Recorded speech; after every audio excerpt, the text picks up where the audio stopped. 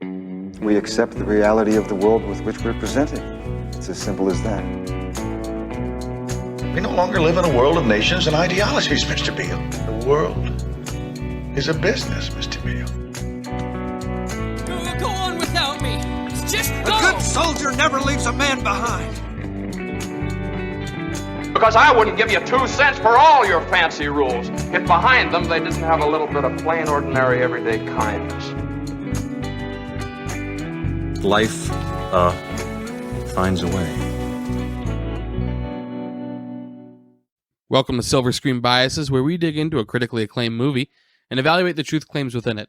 I'm Nelson. This is Jeff. This week, we're covering Jaws, 1975. That's right. And with us, we have special guest board approval represented by Tom Longworth. How's it going? Tom Longworth. How the heck are you? You know, good. Convincing. Yeah. We were expecting to have Tom as well as one of his bandmates, Christian, but unfortunately, Christian's under the weather. This nasty cold going around. So Tom's here to keep us company, and Tom brings us his credentials. What is it you do, Tom? So, I guess layman's might say I'm a silacomorphous sonographer, a shark bard. So we're a local band, and we've written a song about a shark. So a song about a shark, yeah. which makes him way more qualified than either Jeff or I. Yeah. It'll be the probably second shark song I've ever listened to next to Baby Shark. Nice. So. Well, I was going to say we wrote Baby Shark, but I'd probably get sued for that. So You wouldn't. Nelson and I would. So Yeah. I think you're good. So what's the name of your new shark song? So it's called The Big One. The Big One. And so we're going to be releasing that one soon. Okay. And if our audience sticks around to the end of the episode, we have a special pre-release screening of your song. Is that right? That's right. A sneak peek. A sneak peek. So stick around to the end for that. Also, this is our first episode to air after our Libertarian Christian Institute appearance. Yes. If you haven't already, it's linked below. Go check that out. But if you're here for the first time, sent over from them, welcome. Glad to have you. Hope you enjoy what we bring for you. This episode sponsored by Tuttle Twins, link below, or you can go to silverscreenbiases.com/Tuttle Twins. Both either that link below or going there yourself is going to take you to Tuttle Twins website. Any purchases you make after that, we will get a cut of. It doesn't save you any money, but it does show us some appreciation. And Tuttle Twins says thank you to us for sending you. Jeff. Present. Tell us a bit about this movie. Yes, 1975, 2 hours and 4 minutes. Rated PG. I feel like we're going to be getting into that a little bit later. But directed by Steven Spielberg. One of, if not specifically his biggest movie to date. The one that kind of put him on the map. So this is Steven Spielberg's kind of launching point. 8.1 stars out of 10 on IMDb, which brings it, as of recording this episode, number 203 of 250 on the IMDb top 250. The Rotten Tomatoes is 97% tomato meter, 90% audience. Those are good numbers. It's great numbers. Yeah.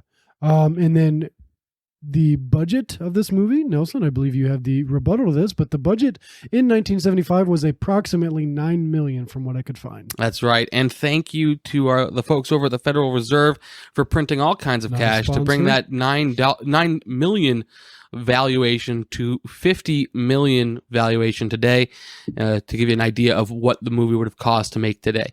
$50 million. Yeah, Federal Reserve, not a sponsor, and not a friend of the podcast. This podcast is brought to you today by Fort Knox. The Federal Reserve, which is neither federal nor a reserve. FDIC approved. FDIC approved. Equal housing lender. Yeah, if you've got $250,000 invested in invested in Silver Screen Biases, should we go belly up, you will get your $250,000 I recommend back. You should put it in the Silicon Valley Bank. So yeah, that's just me. You know, we are recording this in what days after. February. Yeah. So clearly Silicon Valley Bank is doing pretty well right now. It's March. oh, I got you. I see what you did there. I tracked there. I tracked there. I track. This actually is recorded 2 weeks prior to release. So Silicon Valley Bank, First Republic Bank, that's relatively recent news, and it's all thanks to our friends over at the Federal Reserve. Now, Tom, is this? I forgot what I was going to ask as soon as I said your name. The answer is maybe. Tom, is this your That first checks out. time watching this film? Probably my third or fourth time, but it's my first time watching it as like a full-blown adult. Okay. Like I think I watched it maybe like once in college and like in like high school a couple times maybe. Okay. I assumed because of the song that you wrote about the film that you were a much bigger fan of it and had seen it several times recently.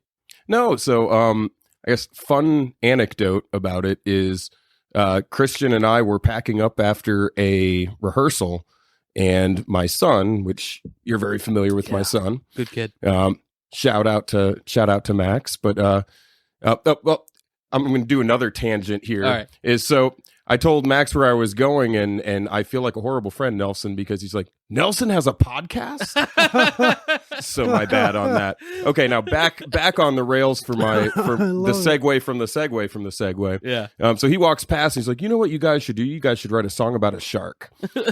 And so 10 minutes later, Christian and I are standing outside his bedroom door with our acoustics, serenading him to our shark song, which we were lazy and just made it about Jaws with lots of quotes and stuff like that. So Yep. That's fantastic. So yeah, you'd think we'd be bigger fans of the movie. I assumed you were, but I know you better than that. I shouldn't have assumed. You know what they say about people that assume? Yeah, sometimes they're right and sometimes they're wrong. Mm. Yeah. Profound. Yeah. Jeff, what about you? First time? Oh, I skipped over something that we were going to add this week. Right. Yeah. And that's okay. We can all add it right now, and then I'll answer your question. Great. Jaws 1975 is the winner of 3 Academy Awards, also known as Oscars, which I just learned. Didn't realize those are the same thing. And as you, as the listener, are wondering, why is a guy who doesn't know that doing a podcast about movies? That's a great question. Well, like we've said several times before, we're not movie aficionados. We're movie likers. And I'm even less of an award show aficionado. Yeah, so this podcast is the winner of Best Sound. No. This movie. This podcast has not yet won any awards. Oh, hey. But we do appreciate We are filming this. We are recording this 2 weeks in advance. So, I mean, just as, we predicted Silicon Valley Bank, we're going to also predict the 3 Academy Awards this podcast is gonna Speaking it get. into life. You're right. So this movie is the winner of Best Sound, Best Film Editing, Best Music of the 1976 Academy Awards show. It was also nominated for Best Picture, but it did not win that. Who did it lose to? That's a great question. I was afraid you were going to ask me that. Best Picture, it lost to, I'm surprised I found this quick, One Flew Over the Cuckoo's Nest. Oh, also in the top 250. Yeah, that's a great movie. Yeah. And there was a Stanley Kubrick film, Barry Lyndon, also in running that same year. And also in the top 250, I'm fairly certain. Let me double check that. I'm not sure about Barry Lyndon. I believe it but is. One Flew Over the Cuckoo's Nest definitely is. But I mean, there's a good chance that most of Kubrick's films are. And thankfully, the one that I'm least interested in seeing, Eyes Wide Shut, is not. I never have to watch that movie. Yeah, I'll keep my. Yes, Barry I'm about to Lyndon say- is in the top 250. Oh, well, look Yeah, at that. Eyes Wide Shut is probably the most disturbing of all of them. Yeah, that's what I hear. I found Clockwork Orange That scares disturbing. me. Yeah, because Clockwork Orange was. Would you say Clockwork Orange is the second most disturbing? Because I'm trying to get an idea of where to go. So, like, for people that like go back and listen to the episodes and stuff, I don't like people are just tuning in right now for the first time. They're not checking out anything. Go back and listen. You made a very good point. I think it was a couple episodes after Clockwork Orange, which is first time you watch it, it's very visceral, and then after that, you kind of have an idea of what to expect, and it doesn't hit as hard. That's right. So I would say first time watching it, it's pretty close to Eyes Wide Shut. I would still say Eyes Wide Shut's a little bit rougher. Okay.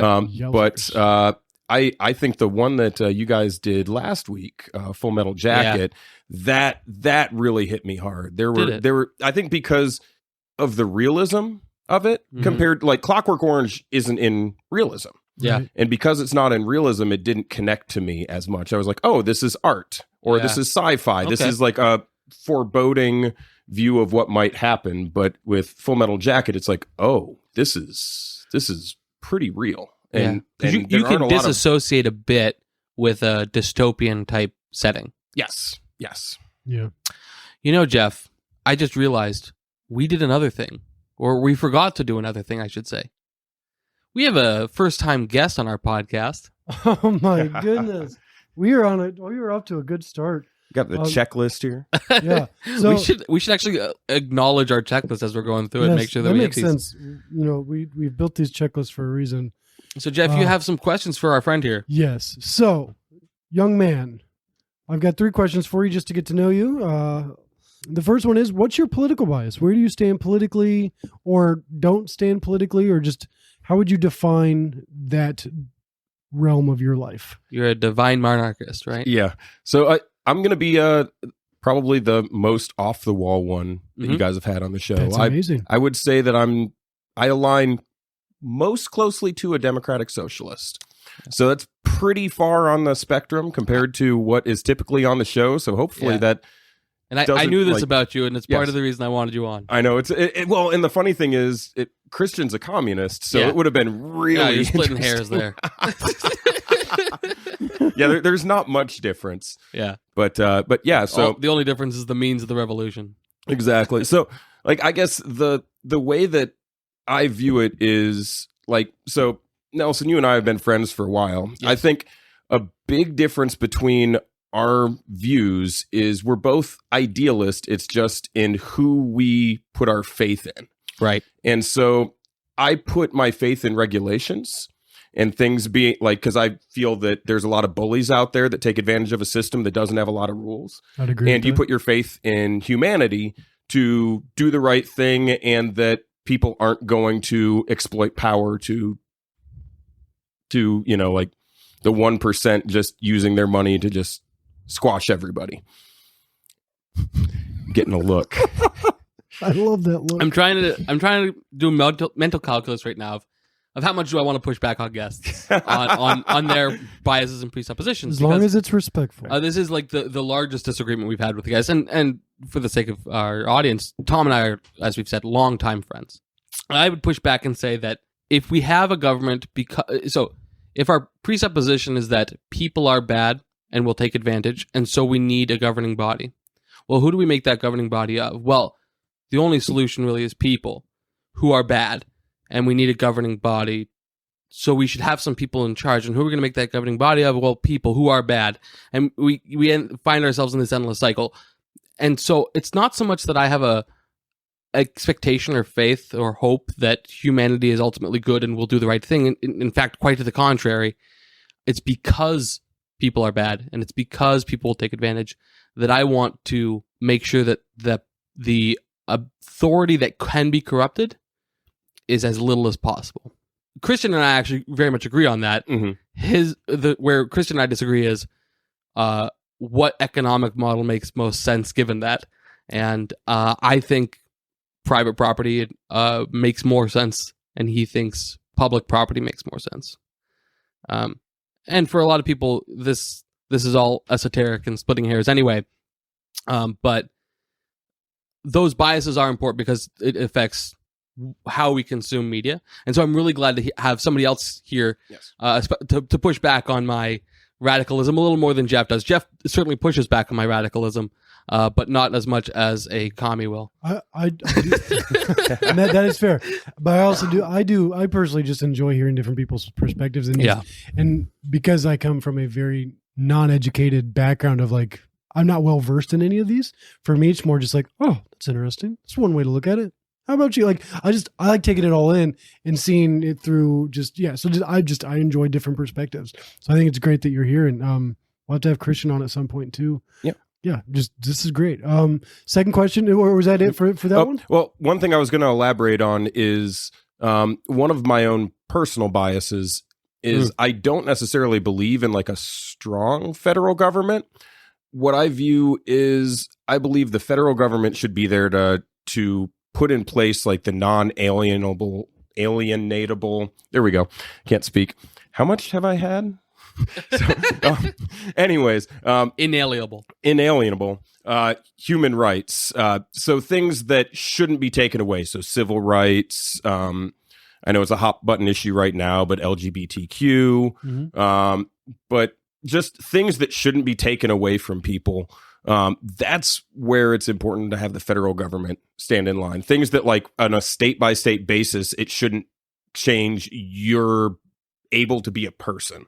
Yeah. And so, women's rights in there, that sort of stuff, I feel very heavily should be the role of the federal government. And then state governments should be a little bit more specific. And local government, I feel, should have a lot more power than what it does. I think people put local government as like a footnote, but that's where, that's where, like, Orville's a farming town. So, yeah. And very much on industry. Like, we've got some of the bigger corporations in the area. Like, our tagline used to be the city of diversified industry. Yeah. Really? Yep. They changed it What's for something. What's our tagline now? I don't know. It's far less Home of poetic. Smuckers and milk. Yeah.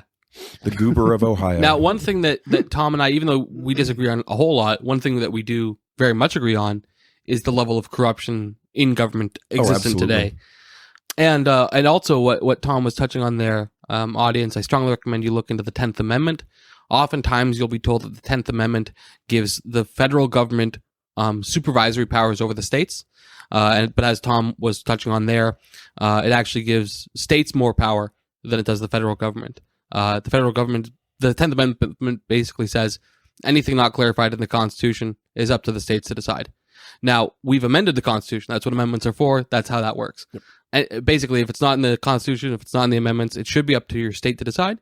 And then even most states have that same principle applied to the municipal level, where municipalities have the right to create laws that are stricter or looser than their state laws. Yep. That's why we have jurisdictions where adult recreational use of marijuana is legal, even though at the state level it's illegal, or at the federal level it's illegal. Yep. So my big message, I guess, on this would be pay attention to your local elections, pay attention to your city council members, mayors, all that kind of stuff. It's really important because those are the people that know exactly what's going on. When people complain about, government not doing what they want and things like that, they're looking at, like, whoever they elect president to, like, fix the local things about, what's going on. And that's not their job. They're a big picture sort of thing. Absolutely. And so local elections, which are typically glossed over, that's really important, and know who's running. Don't just look at a D or an R on a ballot and put a check next to it based off that. Know who the people are, because corruption comes on all directions. Amen. Absolutely it does. That's something that we very much agree on. Yes. Second question. What's your religious bias? Where do you stand, if any, when it comes to faith topics? Softball questions. Yeah, I was gonna. I'm just all over the place with. I am an atheist. Grew up Christian. Grew up Methodist. I love and hate organized religion. So, for instance, like Nelson knows, I've gone to church, quite a few times. You've come to our church several times, Jeff. Yeah, absolutely love it. It's a great service. A lot of love, a lot of caring in there. I love that. Like, I don't have any issues with any religion. I feel like, just like government, it can be corrupted. I think anything that motivates people to do good things for other people is something that shouldn't be scrutinized or criticized. And so I absolutely love that. I don't look down on people that have different views of me or anything like that. It's just, what I believe versus what others believe. But no, Nelson's church is it the same church? Yep. Correct. Yeah, it sure is. So yeah, your guys' church is fantastic. I love going there. In fact, it's, if once things clear up on my schedule, I'm not recording like every weekend, then hopefully you'll be able to go back in. My son Max absolutely loves going there. And we love having him. He pointed out the fans and which fans were going in which direction and how to fix that. So yeah. One of the fans was... I don't even know that. So he pointed out to the maintenance manager at our church that one of the fans was going counterclockwise and the rest of them were going clockwise, or the inverse. One fan was going the wrong direction. And he's like, no, it's not. And he went and looked, and sure enough, so it was. Max has a profound appreciation for HVAC and fans. Yes. It's fantastic. And landscaping. And we have a third question for you, do we not? We do. Yep. Was that it for that? Yeah. Okay, cool. Well, I did have one question. Yes. I've noticed, and maybe only because it's outside looking in, that within the radical left, democratic socialist and communist, there is a profound association with atheism as well. Is that just outside looking in, or is that generally true? And if so, what do you think might cause that? I think that's a good observation. I would say the cause of that is organized religion in all regards, and the corruption within the organized religion kind of pushing people out.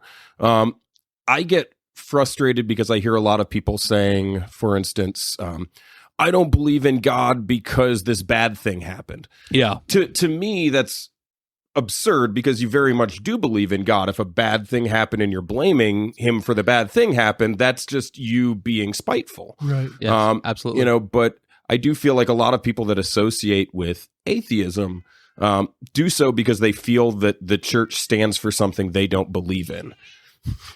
like screaming cats. But cat wrestling. But yeah, I feel like people make that association. And because of making that association, they want to push themselves away from the church. And instead of embracing religion outside of a church or finding a church that fits their beliefs, they just completely push themselves out and they associate with atheism. Right. Yeah. Or agnosticism. Yeah. From my own experience, and this is just ballpark numbers, 80% of self-professed atheists are actually agnostic. Let me check that real quick now. Yeah. Or even less so, they're more like what you were describing, which is people that are offended by God, but still very much by action believe it, that he's real. Yeah. They're not happy about it. Yeah, you can't and no offense to anybody that believes this, because I mean, I feel that faith is something that's constantly there. People are learning, discovering it their entire lives. And there's also even in a radical atheism, there is a presupposition. There's ways that we talk about God that even my fully atheist friends like yourself, they talk about him in a present sense, and absolutely. Not in a hypothetical sense. Yeah, and I just feel that there's definite. It doesn't make sense to say that somebody's the cause of something and then act like they don't exist. Sure. And I think there's a lot of people out there that say that. And if that is a person's viewpoint, then, take a step back and reevaluate and, think about what you actually believe in. I mean, and that could push you closer to your religion, because there are lots of, and I'm not the one to speak on this, but I know there's lots of things within the Bible that talk about, when you feel wrong. Like I know the book of Job is entirely about, God specifically doing, and I'm going to phrase it horribly, but bad stuff happens to Job and God did it. And then, but because of that, in the end, Job's faith and his unerring, I guess, faith, is what pulls him through. And so there are things within your religion, if you're pushing away because of that you might want to reassess. Yeah. Yep. And a point of clarification, because as you said, this isn't your wheelhouse. So yes, absolutely. I'm not going to act like an expert on that. So for those unfamiliar with the book of Job, Satan goes to God and says, well, yeah, sure, Job worships you. You've given everything he ever wants. But let me take away this one thing, and he'll renounce you immediately. And God says, all right, go for it. And Satan takes away that thing, and Job still worships God. And this repeats several times. Yeah, so Jesus doesn't do the bad stuff. He allows the bad stuff. God allows these bad things. And God, not Jesus. And then when Job finally does, and like Job's friends say, renounce God. Job's wife says, renounce God. Like everybody just abandons Job and tells Job that he should abandon God, and he doesn't. And this is a part where a lot of people do struggle, right? Even professing Christians, which is where Job then, when Job does eventually become frustrated with God, God's response is, "Who are you to criticize? You didn't invent the rhinoceros. You didn't invent the Leviathan, right?" And so there is that tension there, as you described it. I wanted to clarify that God didn't do those things to Job. He did, however, allow them. And for some people, that's splitting hairs. I get it. But I think it's a distinction with a difference. So I just want to throw in here, because my mind's all over the place all the time. So Job is the impractical jokers of the Old Testament. It's like essentially like just in the back. It's like, hey, what if poke him in the eye? Kill their son. Yeah. Kill his herds and then his sons. Yeah. Classic practical joke. That's hilarious. What's he going to do? It's a very Winston practical joke. I can see that connection. Yeah, absolutely. Two guys commentating about someone's. Yeah, no, All right, and then our third question. Favorite movie, favorite movies, favorite type of movie, genre. Okay. Favorite movies. I've recently discovered I'm a really big fan of Edgar Wright movies. So, terrific. Yeah. So, Scott Pilgrim vs. the World is one of my feel good movies. Yeah. The Cornetto Shaun trilogy. of the Dead is a great one. Baby Driver surprised me. Excellent. So, like, anybody that hasn't seen Edgar Wright, none of his movies are on the top 250, which I think is A Fistful of Fingers. Have you seen his first film, A Fistful of Fingers? I haven't. I really want to see that. It's not good. Oh, it's not good? It's Okay, I'm very glad bad. I haven't. I'm glad I have not. I'm looking up Edgar Wright here real quick. Hot Fuzz. Yeah, Hot Fuzz. Hot Fuzz is a great The movie. Cornetto trilogy, which was Hot Fuzz, Shaun of the Dead, Hot Fuzz, and At World's End. Okay, I've only seen Hot Fuzz. Those three movies were inspired by the show that Edgar Wright did with Sean Pegg and Simon Pegg, and can't think of the other guy's name, called Nick Frost? Nick Frost is his name. Yes, thank you. I can't remember the name of the show. It's a British comedy sitcom where Spaced. That's the one. Okay, Spaced. Excellent. I'm looking at his stuff. Yeah, right so now. there's an episode of Spaced where Nick Frost's character stays up all night for several nights playing too much Resident Evil. And then when he turns away from the TV, all he sees are zombies, and he's freaking out. And that inspired what became Shaun of the Dead. And then they were going to do a sequel to Shaun of the Dead, which was going to be I can't remember the name, the working title for it, but it was going to be vampires. And if you watch Spider-Man Into the Spider-Verse, yes, when they're in Times Square, one of the billboards is for the vampire movie that was going to be the sequel to Shaun of the Dead. It was, okay. It's not Grindhouse. It's like because I thought there was a Grindhouse picture in Spider-Man Into the Spider-Man. I think there is, but this was a different reference. The animated movie. Yes. Oh, okay. Yep. Okay. But then instead they decided instead of going supernatural horror a second time, that's when they did their buddy cop comedy, Hot Fuzz, which I think it's Edgar Wright's best film, but Baby Driver is definitely up there. I'm always partial to Scott Pilgrim. I think that was possibly the best adaptation of a comic to cinema in the stylistic way that only he could do, which is great. It's funny though, you did mention Into the Spider-Verse, and that's another one of my favorites. Like I think that one is hands down, I think it's the best superhero movie ever made, and it blows my mind every time I watch the movie. How much is in there? How well it's done? It's incredible. It's on the top 250. It is. Yeah, it's absolutely fantastic. It's won Oscar for Best Picture too. And the sequel, part one of the two sequels, are coming out this year. Yeah, part one comes out this summer. I don't know if I'd say it's my favorite superhero movie, but it's absolutely my favorite Spider-Man movie. Yeah, it's phenomenal. I think that's it for all of our questioning. Yeah, I think that's our top of the show done. Yeah. Let's dive into the movie. You passed, Tom. We can continue. Okay, yeah. The lie detector test says you're telling the truth. What you guys don't know as listeners, we hook every special guest up to a lie detector test. And if they're lying at any point, we buzz them. We electrocute them with a dog collar. Yeah. They cut the first set of answers out where I said that I was libertarian, Christian, and that my favorite movie was Babe 2, Pig in the City. Yeah. In the City, yeah. More pig, more city. Right. We were talking about Jaws, 1975. Man, okay, so just starting out before we get into the deep dives of what these biases or proclaimed truths are, who's seen this before? Who is this first time viewing? What was where are you at on the Jaws bandwagon? So as Tom already mentioned, he saw it a few times as a teenager, young adult, but this is his first time as an adult. And for those at home who don't know Tom, it's been a long time since he was a young adult. Yeah, I rode a rascal scooter in here. And for me, this is my second time watching it. My first time, I didn't finish it. For me, this was I already knew the ending. I mean, this movie's been iconic since it essentially came out. Like it was. In some of my notes here, I found like this was essentially the first ever summer blockbuster. When this movie came out, this was the first one to smash records as a movie. So I knew how it ended. I knew all the famous scenes. You did know how it ended. I did. I didn't. I promise you I did. I'd never seen it from front to back. Yeah, the shark goes to the city and sorry, am I not supposed to say that at this point? Learns to hurt sequel, sheep. Tom. Spoilers, I honestly he was has to surprised choose by the between a end. scary clown or the boy who saved and raised him, you know? Well, and few people realize this is Air Bud reference. Yeah, Jaws is the sequel to Jaw, which is the first one.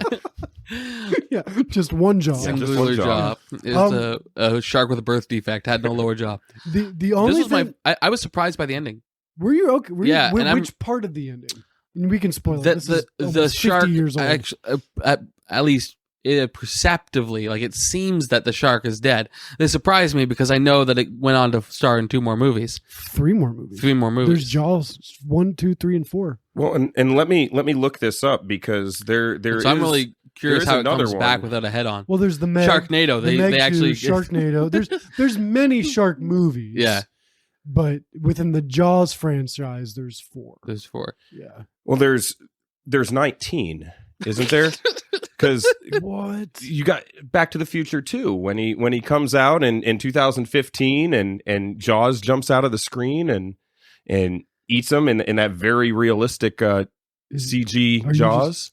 You're just referencing a movie that referenced the movie Jaws. Yeah. No, it's Jaws 19. It's, it's on the thing. It says Jaws 19, and Jaws jumps out and eats them. That's right. So in the year 2015, Jaws 19 came out. Now, granted, there were alternate timeline. Yeah, it's weird because that one comes out, and then they're like, okay, we've only done 4 other Jaws movies, so why were it's like what is it? Fast and the Furious. They released Tokyo Drift, which is actually like technically later on in the series, like it's like after the 6th one or something. Yeah. And so they just did it out of sequence with Jaws. So there's more to come. Overall opinions. Do you guys enjoy this movie? Is this one that just and before we get into the nitty gritty, did you guys enjoy this, or is this one you were like, I've seen it, whatever, just I'm done with it, moving on? I enjoyed it. Okay. My first time watching a portion of it was so long ago that I don't remember what I had seen. I may have even finished it the first time. I don't know. Only one jump scare really got me, and that's the head of Ben Grayson. That legitimately got me. I jumped in my seat. Ben Gardner, sorry. May he rest in peace. Yes, R.I.P. Pieces. Yeah. I enjoyed it. I thought it was a great movie. And I'll sum it up at the end again, but like I was very happy with it. It was one I was excited to watch. Yeah, I'm not afraid of the water. It didn't change my feelings on water, so that was always good. I was actually surprised how much I enjoyed the movie because it's been a long time since I've seen it. Yeah, and I'm very hit or miss when it comes to like 1970s movies because that is a really weird decade for movies. Like they are like all over the place, and I was surprised how well it actually, kept me watching, kept me involved. I had to pause it multiple times to take notes and things like that because I was just too far in. Like I was just absolutely enthralled by the movie and had to stop and be like, oh, I've got to go back because there's something a scene ago that I really want to make note of. Yeah, but I didn't want to pause it. Yeah. I ran into that with this movie for sure. There's a handful of movies we've done where that's not been a problem. They're like. But this one for sure, it's like I need to go back because there's something I need to write down. Yeah, I did have a hard time understanding Quint multiple times. I watched with subtitles. My subtitles did not work for some reason. Oh, so I had the volume like up really loud, and I was just like, okay, I was in for it. But how about his drawing of the shark? I mean I thought he nailed it. That was fantastic. I couldn't duplicate that. Yeah, and I don't know that I'd want to. Yeah. The scariest part of this movie was when the nails hit the chalkboard. Oh my god, that was the one that had me shivering in fear. So this is less bias and more homage that they put in. The nudity in that opening scene, it's still somewhat of a trope, but it's less so now. Mm. But there's a trope in horror movies where it's the people that are I don't even know how to word this. But like are degenerate in some way are the targets of the horror of the slasher, and so having the first one be teens who are out on night drinking and skinny dipping, but then the next one is a 10-year-old boy. like that 10-year-old boy, like I was surprised by how much like that got me emotionally. But like I think that having the first victim be a skinny dipper was an intentional homage to that trope within horror. Yes. And then subverting the trope immediately after with a 10-year-old boy, that got me good. Yes. Yeah. In fact, I had that note as well, that it's like right off the bat, it's like the first victim is a promiscuous woman, which is it's a promiscuous blonde woman. Yeah, and it's usually not the promiscuous man that's the victim. Right. It's usually the guy gets away okay, you know, whatever, but heaven forbid a woman's promiscuous in a horror movie. Yeah. And that's that was and right. They play on that in Cabin in the Woods as well. They make jokes about that. Yeah. I thought it was really well done homage because they were able to borrow it and then subvert it immediately. Yeah.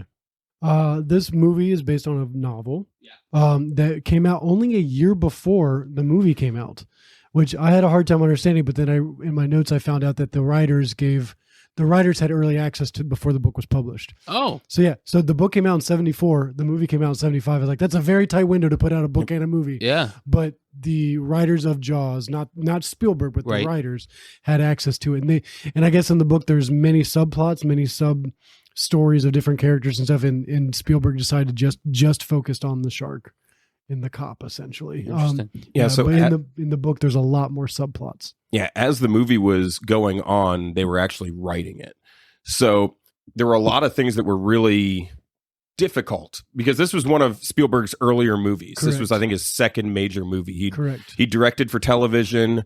Then he directed Duel, I want to say, and then I believe this was immediately after that. I could be wrong there, but it was an earlier movie. I've got it right here. His first movie, which also working with John Williams, his first movie was called The Sugarland Express. That's right, in 1974.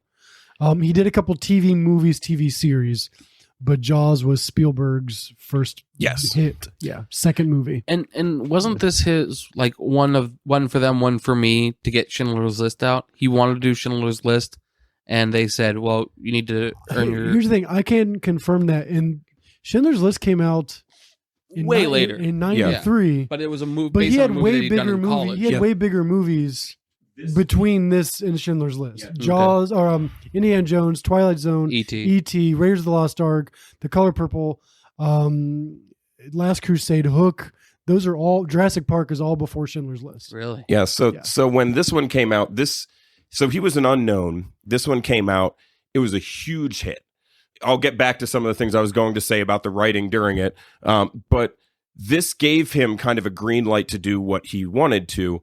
And that's what eventually became Close Encounters of the Third Kind. Which was the next movie. Yeah. Massive budget on that. Massive budget. Also, Richard Dreyfuss, I believe, was in that. So what I was saying in regards to the writing is, so he was a young director and was trying to prove himself. And one of the things that he did that was really out there is he wanted to film this at sea.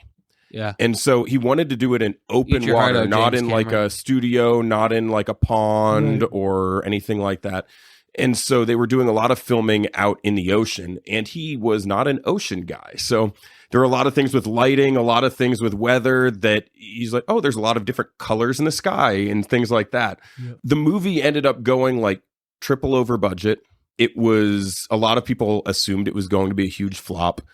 As the movie was going on, they were still writing the script. So they were they didn't know where it was going to go from one scene to the next while it was going on. So he was very much, going by the seat of his pants. He wasn't the Steven Spielberg we know today. Right. And so it was, he if this took hadn't a huge worked out, risk. he would never have been. Oh yeah. This is absolutely what, like, the success of this is what allowed him to be who he is, because a lot of people were looking at like Scorsese. Lucas was another one that was absolutely huge. Lucas was on set of the movie. Maybe you know this. Yes. You're smiling. He got stuck in one of the animatronic sharks. I found that funny. They wanted to play a prank on him, so he was inside. He was just exploring, and I believe it was Spielberg said, "Hey, close the jaws," and closed on him, and then the animatronic broke.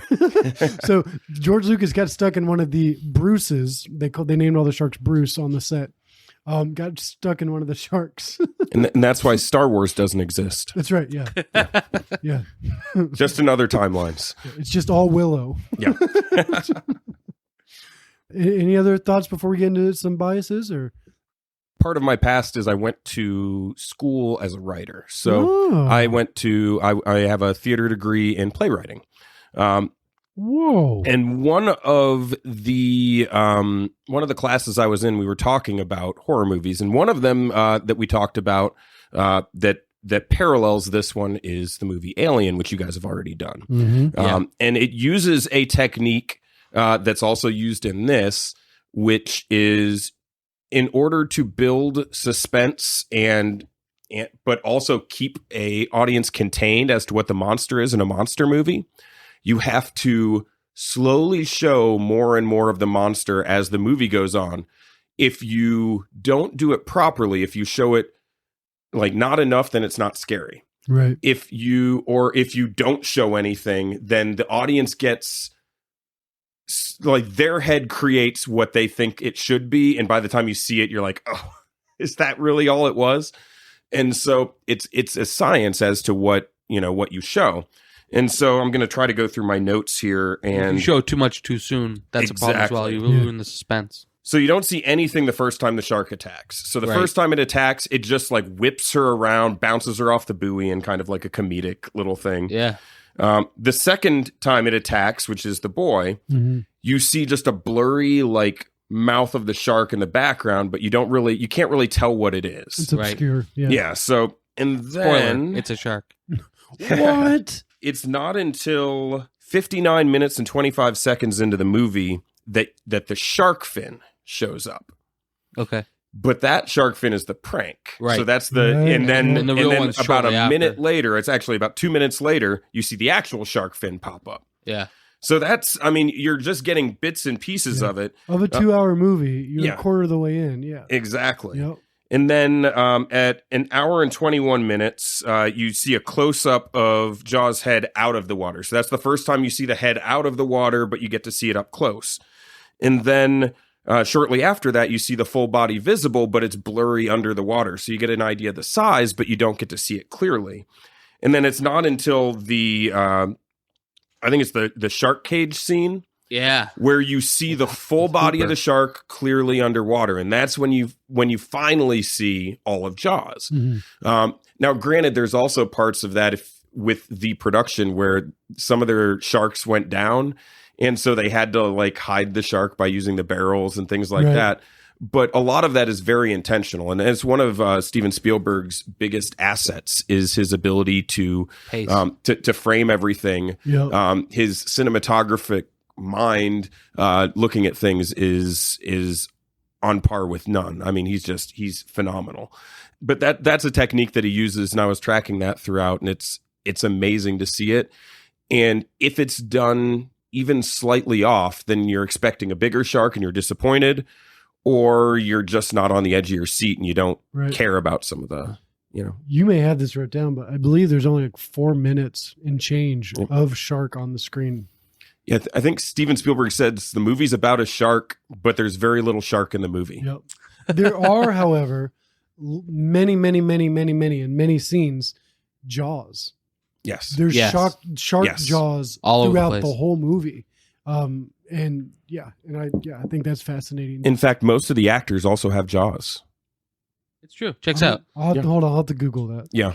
It's like we look back at it and it's like, oh my gosh, no. But oddly enough, none of them have Jaws. But How the did I not mayor notice had no that? backbone. Yeah. Ooh. Zinger. This movie's Jaws, not vertebrate. That's true. That's true. Different Spines. Spines. That's a movie about a porcupine. Yeah. Now that you've brought up the mayor, I want to bring out one of the first biases that his jacket. Yeah, that was a dope. That jacket. anchor jacket's dope. Like, this is one of the few movies Lindsay's watched with me, my wife. I was like, Lindsay, I'd wear that jacket. He's a jerk, but I'd wear that with jacket. a polo underneath, some khakis and boat shoes. Yeah, absolutely. He was working it. You're ready for a day on the water. So would you wear that jacket with Harry's hat? That's a bad hat, Harry. Yeah, that's some bad hat, Harry. Yeah. That was the one thing in this movie that I didn't know. Yeah. So that line came from this movie. I was like, I've heard that so many times. Do you know where you've heard it? It's a production company. So Yeah, it's at Brian the Singer's. It's at the beginning of a bunch of movies. And Brian Singer did X-Men, some of the X-Men movies. That's right. He did. He's got a bunch of the X-Men's what I'm thinking of. Yeah, House as well. House as well. Yeah. Okay. But so you brought up the chief, And this is one of my first moments where it really spoke to my biases. And I'm curious to hear what you think of this, Tom. So the chief says, what else could have done that to that girl? The mayor says, boat propeller? The medical examiner says, well, I think possibly, yes, a boating accident, a boat. Chief says, that's not what you told me over the phone. Medical examiner says, I was wrong. We'll have to amend our reports. Chief, and you'll stand by that? Medical examiner, I'll stand by it. And then he walks away. In a free society, your ability to be consistent with your services and be reputable is going to be a significant portion of your ability to stay in business. When you have political favors that you can pull, like you would have here, that's when you get these huge opportunities for corruption. That's not to say that there's no opportunities for corruption in a free society, just that your name and your brand is a lot more significant when there's not these political favors.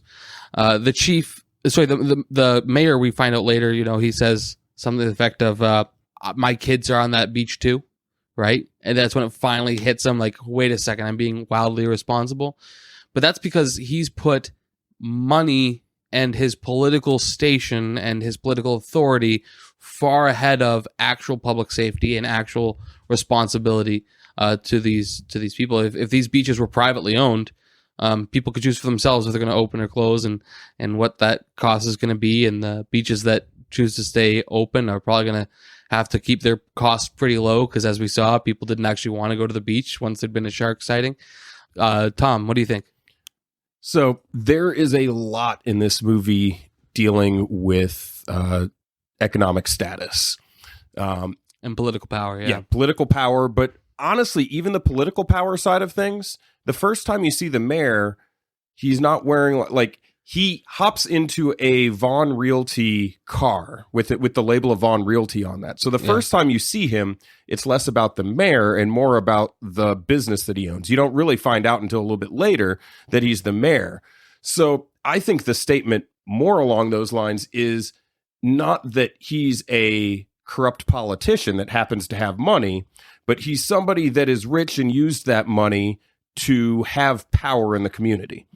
During the press conference that they have, the entire community is outraged. They're going to close down the beaches because how dare they do that? They could make money off of this. They don't care that people had died. It's not that they'd make money off the shark. Well, no, they'd make money. They'd lose money by closing the beaches. Mm. And so much of it is about money. Even Hooper, Richard Dreyfuss's character, he comes from Matt money. Hooper, yeah. And so there's even that disconnect between him and Quint, and Brody as well. Brody does not come from money, and so there's a lot of statements throughout the movie. If you look at it, the haves and the have-nots, and a lot of the people that are pushing things one way or the other are the people that have money. There's even the statement of early on. Let me see here. It's on the beach, I think, right before the boy is killed. And one of the women says, how long till I become an islander?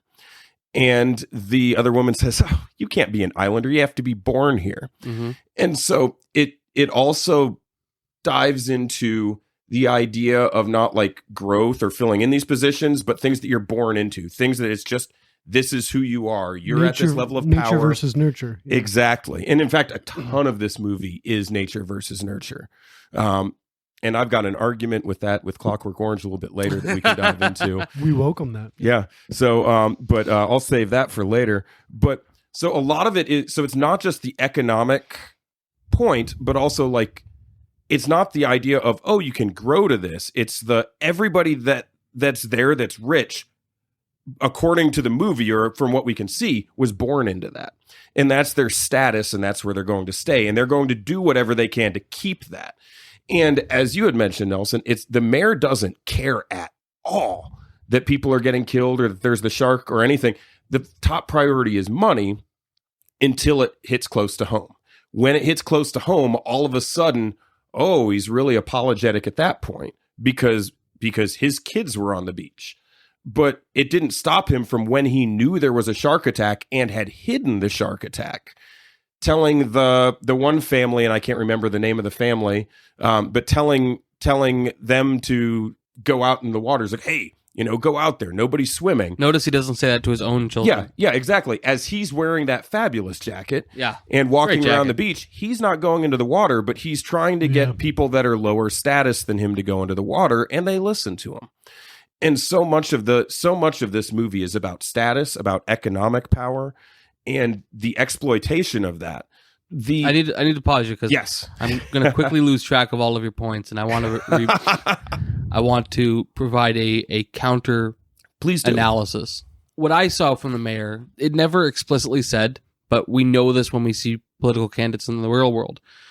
When the community that you are elected to govern loses money, you lose re-election.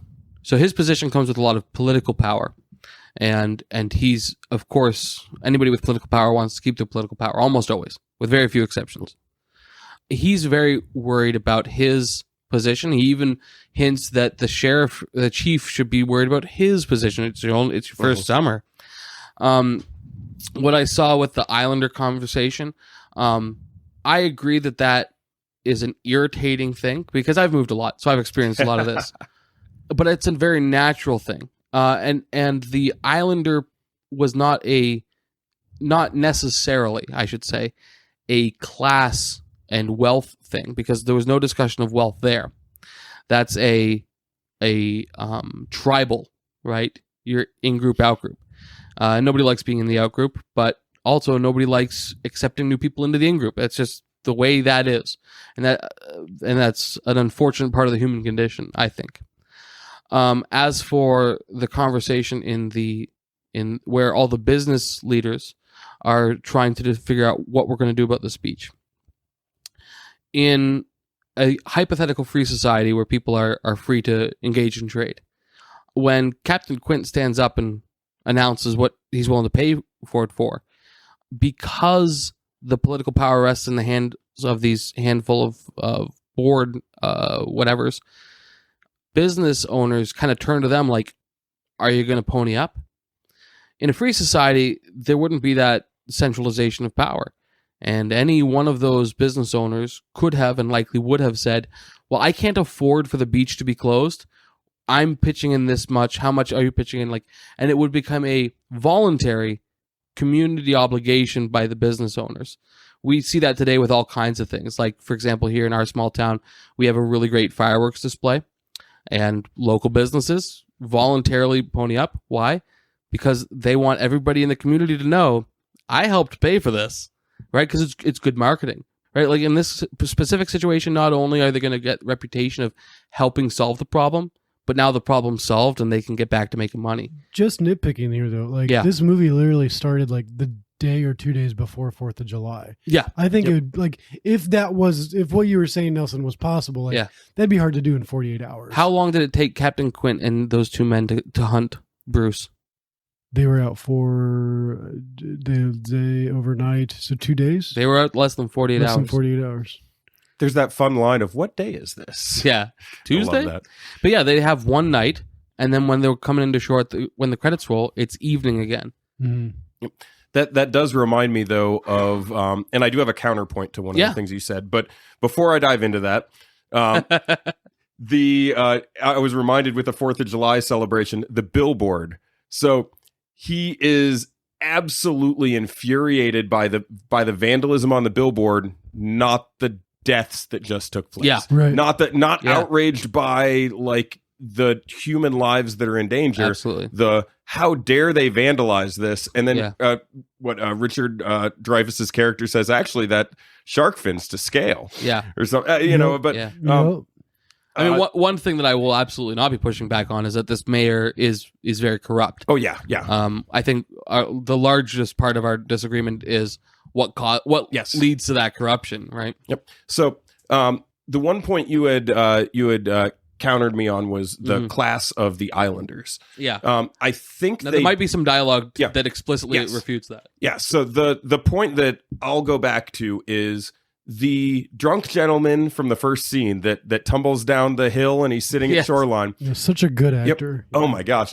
So when him and Brody are coming back down to find the body, they're having a little conversation, and in that conversation, they're talking about, oh yeah, you were born here on the island and then you moved away. Oh yeah, we moved to Greenwich, Connecticut, and then they're throwing around a lot of like well-to-do things. I think that dialogue itself is trying to state the people of the island are well-to-do. That for the most part, they are or at least the people that associate as being an islander in regards to this movie's framing are well-to-do people that are in that position. One thing, so we talked about Quint and the money. $3,000 to do inflation. $3,000 is $16,775.46 today. Yeah, I'm guessing. Yeah. There's no way of knowing for sure. And his exact line was, "I value my neck a lot more than $3,000. I'll find him for $3, but I'll catch him and kill him for $10." Yep, which would be $46,000 about. Yeah, so, I mean, a decent chunk of money, and the number of people that come because of that. It's all of the shark experts. The $3,000 though, wasn't that fronted by the lady who lost her son? Yes. Okay, Correct. so that was not from the government. Correct. Correct. That was from just the mourning mother. And they were furious about that. Yeah. They did not like that. Although, ironically, it's bringing people in, but the people that are coming in aren't well-to-do. They're not the vacationers that they're used to having. They're not the rich, upper-class people that bring a lot of money. And they don't even really know what they're doing. Exactly. These people that are coming in are lower class. I mean, did you guys laugh at the camouflage guy? Yeah. It's like, man, that shark's not going to see him. Like, yeah.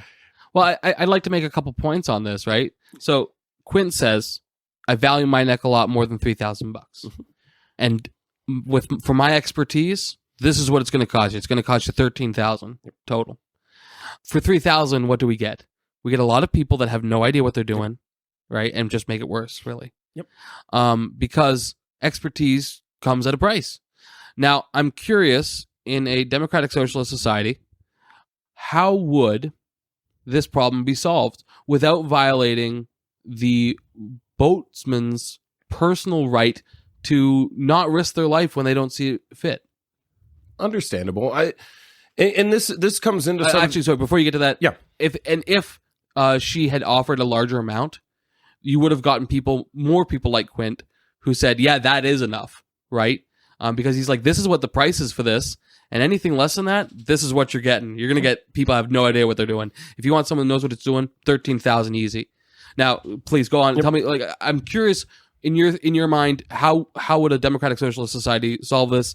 What amount? And I'm going to word it this way, but it's going to sound condescending, but I don't know what other way to word it. What amount of his labor in life is the government entitled to? So there's kind of two sides to this, and they're kind of polar opposite. So the one is the idea in something like a democratic socialist society or a communist society, to speak for Christian, because the idea is that you want to help your society. So everybody's helping each other. It's not about financial gain. It's, this is my job and I want to help. There's people in danger. This is my role. And so it would be less about the money in regards to that. However, I would also venture to say, and we've had the conversation of like minimum wage and things like that in the past. I think it should be abolished. And I would say this is almost a point of like a minimum wage sort of thing, where they're saying, we're willing to pay this for shark removal, essentially. Right. And yeah, you're going to get people that aren't going to put in the effort, because why? And so it is essentially a lowballing of what actually it should be worth. And so the idea of getting people paid what they deserve to get paid for something is important. Not having people exploiting, the rich staying rich and controlling what the poor people make. It's more along the lines of people earning what they're supposed to earn and not putting that ceiling up, stopping them from growing beyond a certain point. Minimum wage isn't a maximum, it's a minimum. It is, and at the same time, though, it's become like a rule of what people say, okay, well, this is what we're going to pay people now. So yeah, it is a minimum, but just because it's a minimum, people say, oh, okay, then I'll go that low. Okay. Well, we'll talk about minimum wage another time. We've gone off topic. And you and I have talked about this before. Yes. And there's lots to talk about there. And I'm not cutting you off because I don't want to hear your arguments, but I do want to bring it back to how would a a democratic socialist or communist society handle this specific issue of these competing interests of, we want access to the beach, it brings people here, and we want to see people, and we have a dangerous situation that people shouldn't be around. Yep. And that is a difficult, I mean, just in general, any system itself, it would be difficult to say what they would do. And one thing I will say is we've bashed the mayor a lot, and we've bashed like the shop owners and things like that. It is important to put in, even though the voice of the movie is saying these are the bad guys and they're doing the wrong thing, that's because we know the shark is there. And we know that more people are going to die, because it would be a really weird movie if like one person died at the beginning and everything's okay after that. Right. And really at this point in the movie, the shark is a likely hypothetical. Yes. And so we know where it's going. And because we know where it's going, they're bad guys and they're stupid and they're doing something wrong. They are trying to protect the economy. They are trying, like, so there is strength in what they're doing. So, I don't want to lose that, and I like the fact that it's not completely lost in the movie. Right. It clearly has a voice, but it's not lost. They love their community, and their community's mainstream of income is the summer, and they don't want to see their community go bankrupt because of this shark. But you have these competing balances. Yep. So how do you make sure that you get in the talent needed to get this problem solved properly? I understand that theoretically, hypothetically, ideally, you have people who are all voluntarily contributing to the society, but when it becomes a situation of security, right? How much can it be expected or demanded or anticipated that people would risk life and limb for not so much quid pro quo, because that's corruption, but an exchange. Yeah. Like why would somebody, apart from just altruism, because we know people aren't altruistic, why would he? So the money that's put up front is by a private source. Yeah. The beach closing, immediately the response to that by the mayor is, only for 24 hours. Right. And Brody says, I didn't approve that. Right. So you're getting a lot of the to-do people, the people that actually have the money, trying to shortchange everybody else. The money and or political power, depending on how you look at these situations. Yep. In a democratic socialist society, there would be more control by the government, which would be voted in by the people, to be able to allocate those funds as needed. So if the people see that's a necessity, then that can be where money goes, and that can be where things get taken care of. In this community, it's very much the rich people call the shots. And the rich people also happen to be the government, because that's the position they've put themselves in, according to the voice of the movie. I mean, that's pretty typical outside the movie as well. Yeah. Agreed. Agreed. Wealthy people tend to have more success getting into politics. Agreed. Yeah. But that would be, I guess, my best answer is the point of like a democratic socialist movement would be money being allocated where it needs to go and not controlled by private 1%ers that have all the money. And like the mayor, if it doesn't directly affect him, like he didn't sign that paper until it directly affected him. Right. I really do feel that is a message that Spielberg was trying to make with this, is the idea of we're relying on these people to be affected, and until they are, there's not much we can do, because they're going to make our decisions for us, and that's scary. Yeah. Within a voluntary capitalist society, you'd have people, additional business owners contributing more of their own funds to eventually get this magic number where you get actually qualified candidates. Mm-hmm. In a democratic socialist society, would the public fund just keep growing until you get that same magic number where you can finally attract a qualified candidate? Or how do you perceive that would work? So my view of democratic socialism is still, for the most part, like a capitalist backing. What it is there's a lot of government-run programs. So, I mean, we already have things like Medicare, we have Social Security, we have public libraries. I know you disagree with me on this one, public schools. I disagree with everything you've listened so far. But I mean, there are, we've got fire departments, as much as I feel that it should be regulated to a certain extent, police departments, military, things like that are government funded. And by government funded, we fund them. Yeah, and the government's expropriated like, from the populace. Yeah. But I'm going to borrow your Marxist language, expropriated from the populace. Yes. From the working class. But the idea of the democratic socialism and what makes it different from like a pure socialist or a pure communist is the idea that it's more for regulations to prevent people from running away with wealth. Okay. And so to put regulations on... Or to punish people for succeeding too much. Well, I'm teasing. More along the lines of punishing people for taking advantage of people too much. Because, I mean... It presupposes that any amount over X amount is innately corrupt. Absolutely. Right. And that money could be spent toward the people that put them in that position, or the people that, below them, even though it's like, it's really not... hierarchical in that regard, right? I mean, because it without the labor, then there wouldn't be the product. But so the idea is it would still be capitalist. Because without the capital, you don't get the labor. It's just Well, I mean, there's still the money system. It's not just like everybody trading for everything, but it is a system where it's regulated. So people are kept in check. So essentially the bullies don't have the motivation to just run away with things. Yeah. I always give the example to all of my nerds out there that the super rich people are like dragons with their hoard.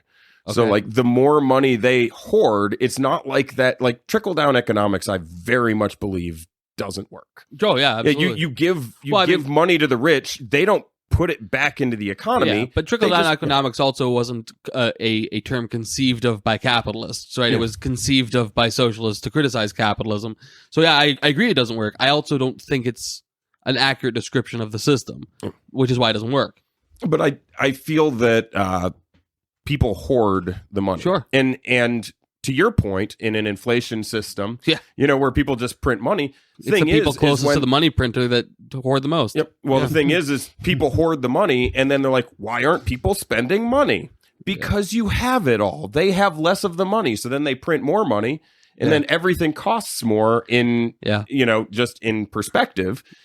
And it's because the rich people keep getting richer, and they keep pushing down, and there's that separation that gets bigger and bigger and bigger. Yeah. And so... I mean, through the invention or the understanding of laissez-faire capitalism, the wealth gap has closed more than any point in human history. Yes, the wealthy are still incredibly wealthy, and yes, there is still poverty. There's a long ways to go on that. But the wealth gap is narrower than it ever has been. That's a good point. I didn't have a counterpoint. I'm like, so we're making good points back and forth. Disagree. I do want to make a counter argument. You and your Canadian. Yeah, I mean, and again, for the audience who doesn't know, like Tom and I have had so many of these conversations. We go so far back, and I always treasure these conversations. Tom is an honest interlocutor. He's not looking to win points. These are his honest opinions. I've got a counter argument. Yeah, you're both wrong, and we're all living in a simulation. Ooh, strong argument. Yeah, that's all I have to add about this. Should that explain why the same cat keeps walking past the door over and over again? The strongest argument for simulation theory. Yeah. The strongest argument for simulation theory is that the people that understand that it's a simulation would do best in it, and Elon Musk has been claiming it's a simulation for a very long time. Ooh. Shall we move on to another point of tension in the movie? Can I step please aside just a little bit for what you guys do? So the one thing that hasn't been mentioned in this whole conversation between capitalism and socialism. Well, the mayor and that too. What's his face? What the chief? The shark chief. and the do you think anything? Shark and Quint. Is there any of this that has to do with the fact that it's a mayor and a cop? Like is there any more prolific meaning behind the fact that it's not a government worker. It's not like it's a cop. Like it's a cop specifically. It's not a. I know it's not a spokesperson. It's not a councilman. It's not a lifeguard. It's not a medic. It's a cop. So sheriffs are usually an elected position, but he's not a sheriff. He's a chief, which is an appointed position, and I believe appointed by the mayor typically. Now, I may be mistaken, and it never comes up in the movie. It doesn't come up in the movie. Yeah. But I think that there's a reason that, especially for the significant first third or so of the movie, the chief, he tries to hold his ground, but ultimately gives in to the mayor's authority. Your thoughts? Yep. So either of you? Before that, it just dawned on me. So the quote I gave earlier of Spielberg, and I'm paraphrasing, but Spielberg saying that Jaws is a movie about a shark that has very little shark in it. Yeah. This is a podcast about a movie about a shark that has very little shark talk in it. But to go back to tangents left and right. But to go back to the idea of the chief of police versus the mayor. I think so this is a very, I think, pro-law view that Spielberg's taking. So, I mean, he's the good guy. I don't think I mean, Brody isn't perfect. Right. But Brody is, as Hooper states, once Hooper leaves, Brody would be the only rational man left on the island. So it is created that he is like the logical source. The other thing about Brody is he's an outsider. He is a New York cop. That's his history. Yeah. And he was overwhelmed by the big city, and he loved being part of Amity because of the fact that I think there were no murders, or I'm trying to think, he listed a couple different things. There's been no blank and no blank. shootings. Yeah, no shootings, no murders in the last. Yeah, and also when he's talking about how dangerous New York is, one of the things he says to really highlight how dangerous New York City is in 1975 is that you have to walk your kids to school. What played to the American audience as dangerous in 1975 almost doesn't make sense today. Yes. I think there's two things that they're playing with Brody being a cop that doesn't live or isn't from the area. Mm-hmm. And both of them are fish puns, and I think they're intentional by Spielberg. I think he's both a fish out of water, and he's a big fish in a little pond. Mm-hmm. And I think they're trying to do both of those things at once. But yeah, I do think that Spielberg is taking a pro law enforcement stance. That these are the good guys. That the decisions Brody makes during this aren't necessarily decisions. Like he kind of gets backed into a corner with the don't close the beaches thing early on. Yeah. He gets put in some bad spots and doesn't get a lot to say. And then when he does get the opportunity, he backs Hooper and they go, and then that's when they discover what's actually going on. Right. But yeah, I do believe very much so that there is that, whether it's politics or whether it's wealth versus the blue collar law enforcement. Right. And I think they put the law enforcement in the blue collar here because there's no law person that is super wealthy. The oddball in this entire equation, well, in this movie, okay. In this, when I speak, I'm only talking about how Spielberg framed it with the movie. Fair enough. Fair enough. The oddball in the entire movie is Hooper.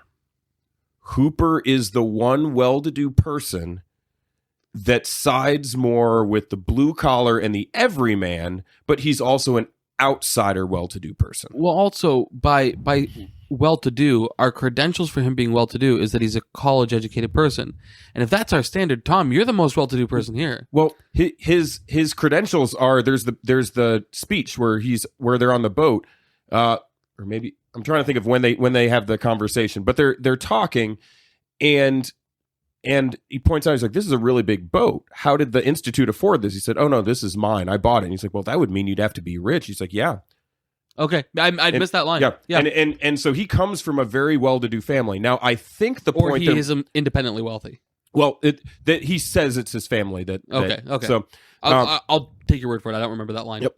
But I think what Spielberg is saying with this, and why Hooper is able to jump that fence to the other side of things in this movie, is that he gives up his wealth or doesn't use his wealth for personal power. He uses it for the betterment of, like, he uses it for knowledge. He uses it for the pursuit of, for the most part, selfless-ish things. I mean, yeah, it's selfish to the point where he's interested in sharks and he wants to learn more about sharks, but he's not. I was going to say that I think Ayn Rand leaves a lot to be desired, but she does have this point that she makes about how people, even altruistic, there's no such thing as an altruistic action.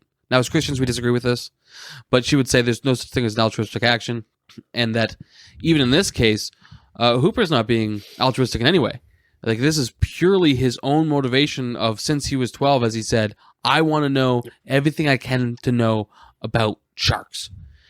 And there is societal benefits that come from him being able to pursue that, but ultimately he's doing it because he wants to do it for him. Oh, absolutely. The interesting thing with that is, I think, and what makes him different from the other main characters, the bad guys in the movie, like the way that it's framed, and the shark. Yeah. Wait, there's a shark in this movie? There is.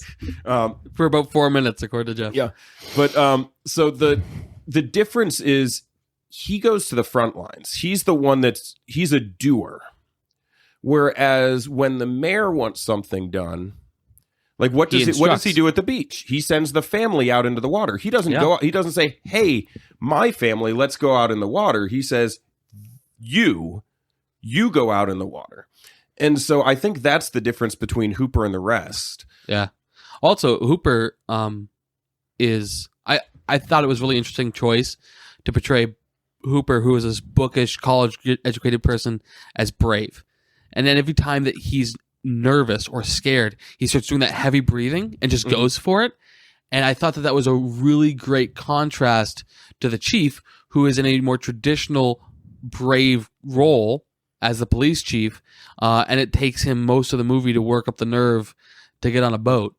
That's also, a very jump in anytime here if you got something to say. You guys are I just go ahead. There's not much I have to add right now. You guys are like beyond my expert level right now. So there's a shark fin. I am learning right now, and I'm appreciative of it. So yeah, no, continue. All right, absolutely. But that is very true, and I love the way. First off, Richard Dreyfuss does a phenomenal job as Hooper. I mean, he's a great actor. And then I don't know why I'm blanking on the name of Brody's actor, Roy Scheider.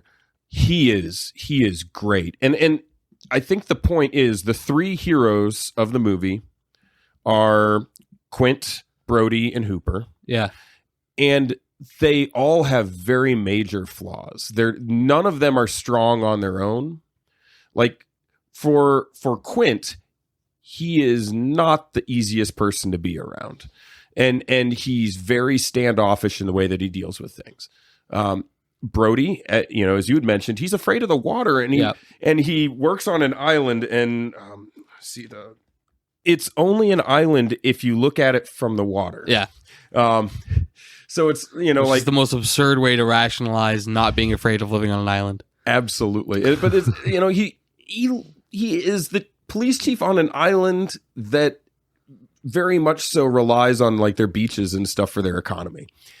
And afraid of the water. And then Hooper, he throughout the movie is also very squeamish. Yeah. It's like, but he's like, I'm going to dive into this shark. Let me look at this. Yeah, he just goes for it, even though he's very uncomfortable and very nervous. Yep. Although I did make a note that after he's digging through the one shark and finding the license plates and all that. Yeah. The immediate next scene that they show, he's eating pretzels, and I just hope he washed his hands. That's I literally am just sitting there like, oh, did he wash his hands between that? The funny thing there, I don't know how much time either of you have spent on boats, but having a little bit of something, carbohydrate in your stomach, especially some salty things, really good to help you settle your stomach on waves. So you kind of get the impression that maybe Hooper, if you know this, he offers it to the chief because the chief's going to need it. Yep. But also maybe Hooper's not quite as confident out there as he lets on. Yep. Go ahead. I just have it's maybe for a different podcast, but I've been on a couple different boats. The funnest one was a parade boat. My wife and I went on a cruise, and it happened to be a gay cruise. Nice. And they didn't tell me that when I bought the tickets to the night boat ride through the river in Cleveland or whatever. The little. Did your wife have to dress as a man for the whole thing? No, it was. It ended up being a drag? great night, but like it was one of those things like, oh, okay, so this is happening. But yeah, so that's one of the boats I've been on. Yeah. That's fantastic. Yeah, it's a fun story. Going back to the comment of the carbohydrates, one that reminded me of and it's one of those things that kind of shows that Brody's an outsider, and we haven't talked about his wife yet, and she is great. She is absolutely great. But like when he is going out there to go to sea to fight Jaws, and she's sitting there like essentially, did you pack your lunch? I've got you got your extra underwear for you. It's. Oh my God. And she's like, I've got your Dramamine for you. So pointing out that he, gets seasick and all that. Yeah. So that, but then I also made note of one of my favorite laugh out loud moments in the movie. If you guys caught it, Brody's in his study and he's reading up about sharks. Yeah. And which is funny because he says like, sharks, nobody knows how old they get. 2,000 years, 3,000 years. Right. I'm like, But and maybe at that point in time we didn't know. Well, and the ocean is one of those big question marks. But so he's like reading all these books on sharks, and then he sees that his kids are out in the boat. Yes. And he's like, "Get off that boat!" And she's like, "Oh, honey, just let them play." Yeah. And he hands her the book, and she glances down at the book. And the camera zooms in on the page, and the page is a shark eating the side of a boat. Yeah. And she immediately goes, Michael, get off that boat. Did you hear your father? And oh my, it's an artistic representation too. Like it's not even like a photograph, right? Yeah. It's an drawing. art. Yeah, it's a drawing. It's oh man, that was absolutely like. Which means she hadn't seen the billboard, Yeah. So she didn't see the billboard going into Amity. Yeah. But like she is such a good character, absolutely a great character. And then one of the other things that, so like talking about Brody's family, one of my favorite scenes in the movie is the scene where he's sitting there and he has his hands on his face and he looks over and his son has his hands on his face the same way. Yeah. And they mimic each other back and forth. Yeah. And then Mrs. Brody is watching that from the background. And this is right before Hooper comes with the wine. Yeah. And I think Hooper comes and he says, I'd like to speak with your husband. Yeah, I'd like to speak with your husband. And she said, me too. Yeah. And hashtag me too. The Me Too movement. Yeah. But edgy. They do a great job of showing he is a good family man and he loves his family and that like it's a supportive family too. He does love a big glass of wine. He did not let that breathe. No. But that actually is that's another example of classism where Hooper comes in with 2 expensive bottles of wine. He's like, I didn't know red or white what goes with the meal. But then to show Hooper jumping over, or going back and forth across the fence, he grabs a plate near him and says, "Is anybody eating this?" and starts chowing down. Yeah. But then Brody goes, which isn't socially acceptable in any class. No, not in any class. But then Brody opens up the wine and pours a gigantic, like, tall boy of wine as Hooper's like, you might want to let that breathe. You don't want to let that breathe. He chose the red. Yeah. Did choose the red. Which means that they were eating steak. But actually there was seafood on the plate, so he should have had the white. Yep. which might have actually been intentional too. It might have been specifically he chooses the wrong wine because he's not of the class that cares. Maybe. Oh, is he the one? He is the one that opens the bottle. Yes. Based on what you've just said, you're insinuating that I'm high class, and Tom, you know me better. Oh, you are very high class. You're sitting there. Anytime I see you eating, you've got a pinky up. Pinky's out. Yep. Yeah. Jeff. Yes. Any insights? Anything that this movie really spoke to you? Well, on a not so intellectual basis, one of the first lines where I really just busted out laughing. Yeah. When they were in the town hall meeting, and the one guy's like, "We need to shut it down for 24 hours," and this lady, yells 24 hours. That's like 3 weeks. Yeah. I loved it. Like, Yeah. I don't know. This movie's very quippy. Yeah. I really appreciate it. And I'm like, yeah, and I am one, I don't know if this is relevant at all, but like, I love the beach. If I could move anywhere from Ohio, it would be the coastal Carolinas. Yeah. And Or so for me, Scotland. like, in this movie did not ruin that for me at all and stuff. But I'm just like, yeah, I get it. It's like, if I had to go 24 hours without being on a beach, if I lived on a beach, right, it would feel like well. forever. So that's if that's you just my 2 cents. if you run a business that depends on beach tourism, That's right, and you're too. heading Yeah. into beach season, Yeah. and you're going to be closed for 24 hours at the beginning of beach season, that line, I really appreciated that line. Yeah, Again, it was great. It's minimal, but another thing that I'd had. Let me get my other screen up here for you. Something else I came across was there is a couple different moments in this movie where gender roles, a hierarchy of gender, not even just political or economical class, Right. but just gender. And I had a hard time differentiating. This is almost 50 years old now. I had a hard time differentiating if it was just because that's the way that things were back in the 70s, or if that was intentional about some of the lines or just some of the ways they placed characters and stuff. like the chief's very much the head of the house, Right. But even in the chief, I mean, and then all the elder statesmen of the town are all men, not Right. women. And then, None of them are women. and then when the mayor went and tried to convince a family to go into the water, he went to a woman, and I don't know if was that. No, he spoke to the husband. Okay, but the woman was the one that said, "Okay, kids, let's go." Yeah. Okay, so I didn't know like if that was just because like she was impressionable. Man's or, like, the she head, was but the woman's weaker- the neck, and the Right, neck so turns just- the head. There was a couple moments where I was like, I think there's separation between like power of gender and stuff. And, Yeah. like, was there anything that spoke out to you, or any moments that maybe I'm missing that were even more prolific or that undermined what I was saying? There is a very funny line where it's I don't know, maybe if I just watched it a weird way or if it was intentional. Knowing Spielberg, it probably was intentional, but I don't know why. When Michael, I think it's Michael is the son, after the shark attack, and he's like, and they drag him out of the water, and her first response is, "He's dead." Yeah. Like, not, "Is he dead? Please save my son." It's, "He's dead." Absolutely. Just like matter of factly, well, there goes that one. Yeah. But there is very much, as you stated, it's the men are the ones that control everything in this world. And that's shown from the first scene. So there's the promiscuous duo. Yeah. I mean, both of them are equally involved in the first scene. It's just one of them dies and the other one lives. Yep. And that itself is a somewhat of a horror trope. There is also the other horror trope that's kind of counter to that, called the final girl. Are you guys familiar with the final girl? I'm not. So the final girl is like Alien. Although it's like, I really hate to say Sigourney Weaver, like use the term girl with Sigourney Weaver, because like she's a very powerful female character. Absolutely. Yeah.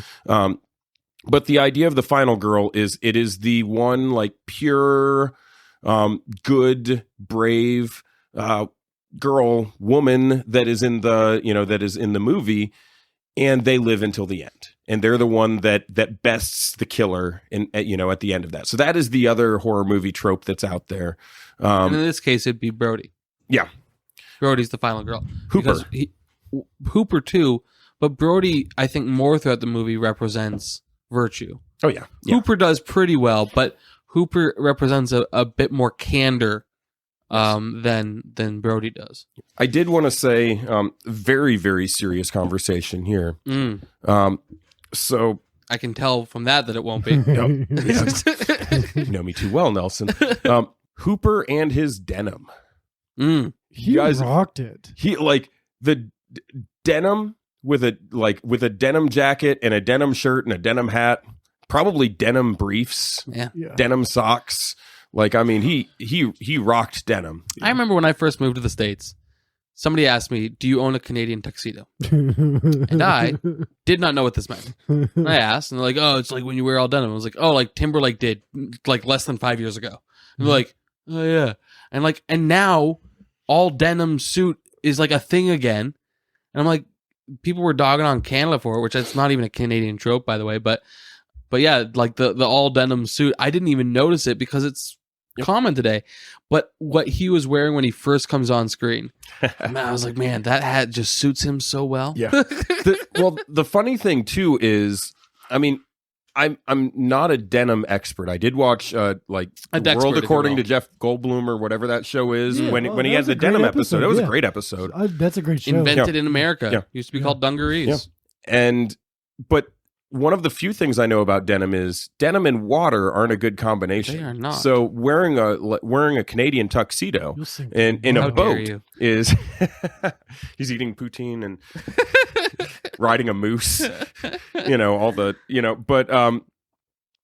yeah, they're like it just struck me. I thought that was really fun. But I also think there's a lot of things and that could be something that they're doing with Hooper to make him kind of stand out as being an oddball. Being also like the three heroes are all fish out of water. They're all they're all different for like, Brody being afraid of water and being from a big city, Hooper being from a rich family but doing things that typically aren't things that a rich, well-to-do person would be doing. Right. And then Quint, as you find out later on, has a fantastic backstory. That monologue by Quint. I looked it up. Gosh. The USS Indianapolis, everything he's describing, that happened. Yeah, that was. I definitely went back and rewatched that monologue. That was great. 1,100 men go into the water. 326 men come out of the water. But like everything, like I went and looked. That was a great Dana Carvey impression. Thanks. That's a great impression of Dana Carvey doing an impression of Quint. That's all I can do. No, I went and looked it up. The USS Indianapolis, exactly as Quint described it, like all of those events happened, and I thought that was really interesting that they chose A, to go with a real situation, and B, to do such a intentional job of saying how it actually happened. You don't see that a lot in movies. Oh yeah, and it's one thing that is present in almost all of Spielberg's movies, if not all of them, is very deep, well-rounded characters. I'm gonna read you a quote, and I want to get your impression first, Jeff, because you've been quiet this episode. Yes, I have been enjoying the conversation. I know. I know you love to soak it in, but I like to get your thoughts as well. Let me have it. So the mayor, the first day that the beach is reopened. Yes. Nobody's out in the water yet. No. He says to somebody with a camera, "I'm pleased and happy to repeat the news that we have in fact caught and killed a large predator that supposedly injured some bathers." Mm-hmm. I want to know how that line struck you and what it made you think. Just being real honest, it didn't catch me too prolific. I don't think that word means what you think it means. It didn't have a lot of impact for you. Right, it didn't. Because that was after they caught the tiger shark, but before they gutted it. Right. Right. It was in between them actually finding out that this isn't. But there was already reason to this isn't the shark you're looking for. Yeah. That's a different Spielberg movie. Yeah. Honestly, I didn't. That line specifically didn't catch me. Like I was already disliking him, so it didn't matter what came out of his mouth.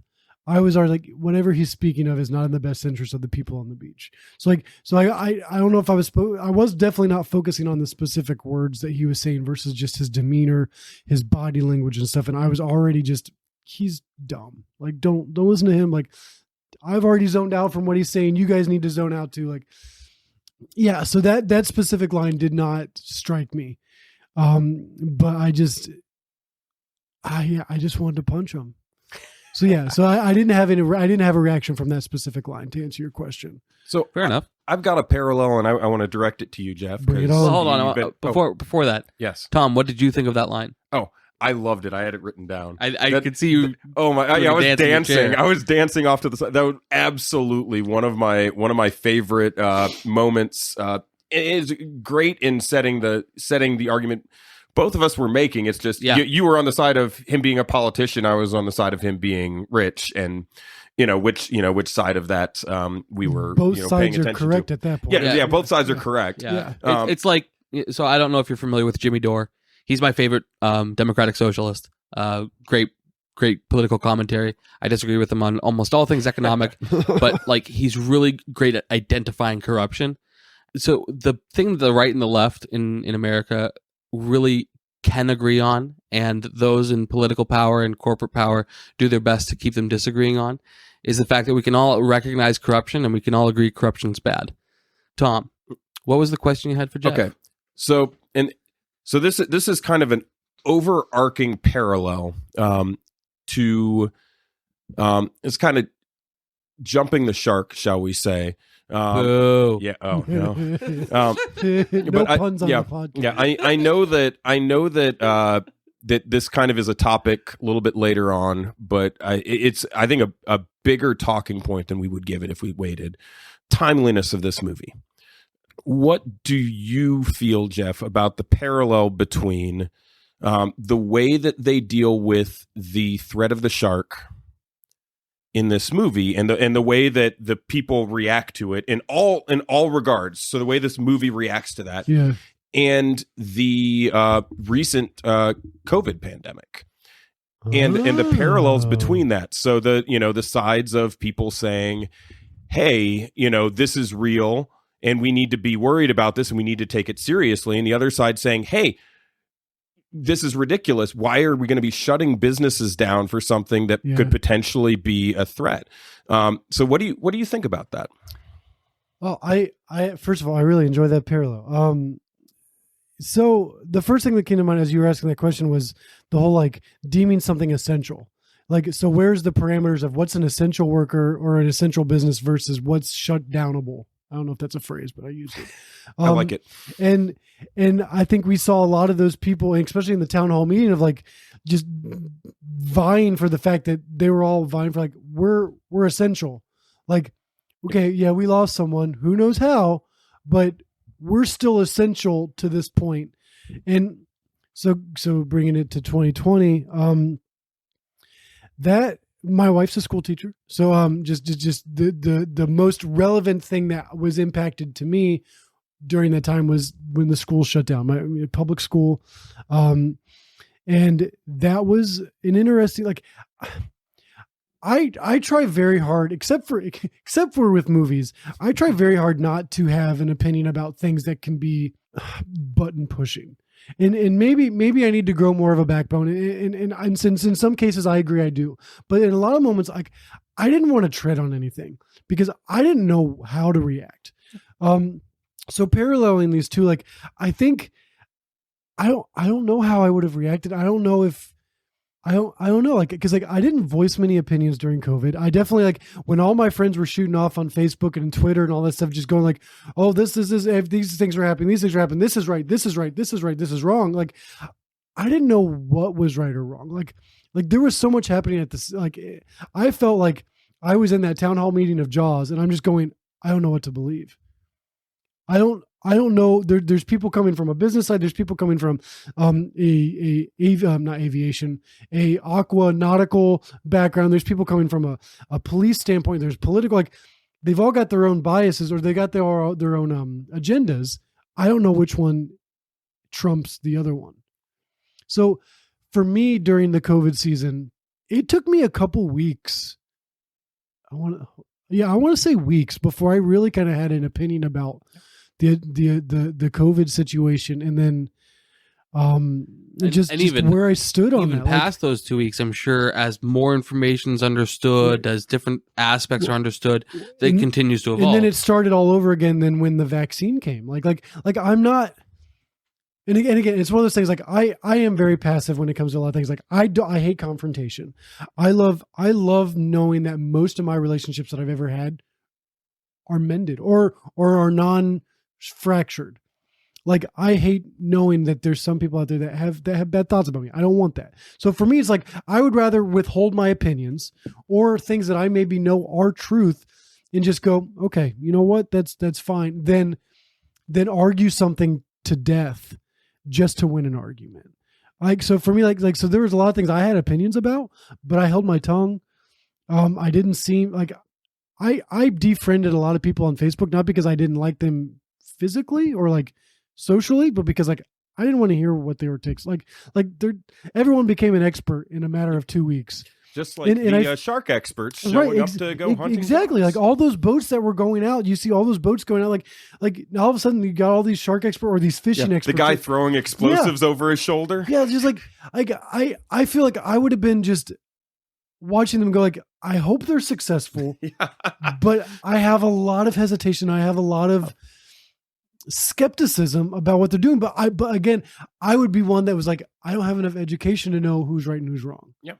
Like, I don't know if that's an easy way out of that question, but like, it's a winded way, but I was very acknowledging that you observe. don't know is an honest position that very few people are willing to take. And I handle a lot of situations that way. Like I've been very much like, unless it's like movies is a big thing, music's a big thing. But there's a lot of other things like I'm invested in, but I'm not educated in. And I don't like speaking before knowing it's accurate. Yep. I get myself in trouble a lot when I do that, and I've learned to hold back. So, so that's my 1 cent. So, Tom, this is one thing that you and I actually haven't just talked about, but I do know that similar to me, you had a devil may care attitude going into it. Yeah. In fact, the first night of mandatory lockdowns in Ohio, Tom was over at my house to play a board game called Pandemic, where we pretended to be the CDC, saving the world from viruses, and we drank Coronas. Yes. And there were a lot of people that thought that we were very callous. Not even just callous, but flat out disrespectful for doing such a thing. Going into COVID, I was hyper cautious. I actually stayed home. However, though, you guys were not alone, because if you were to go to Netflix, what was trending? Yeah, all the movies that had to do with pandemics were trending. Absolutely, within the first couple weeks of the pandemic. It's like, so you guys were not the only ones that are going, well, I'm going to watch something about a fictional situation. So yeah, you guys were not alone. When I say that, and I was one that was trying to watch those movies, and my wife was like, no, we will not.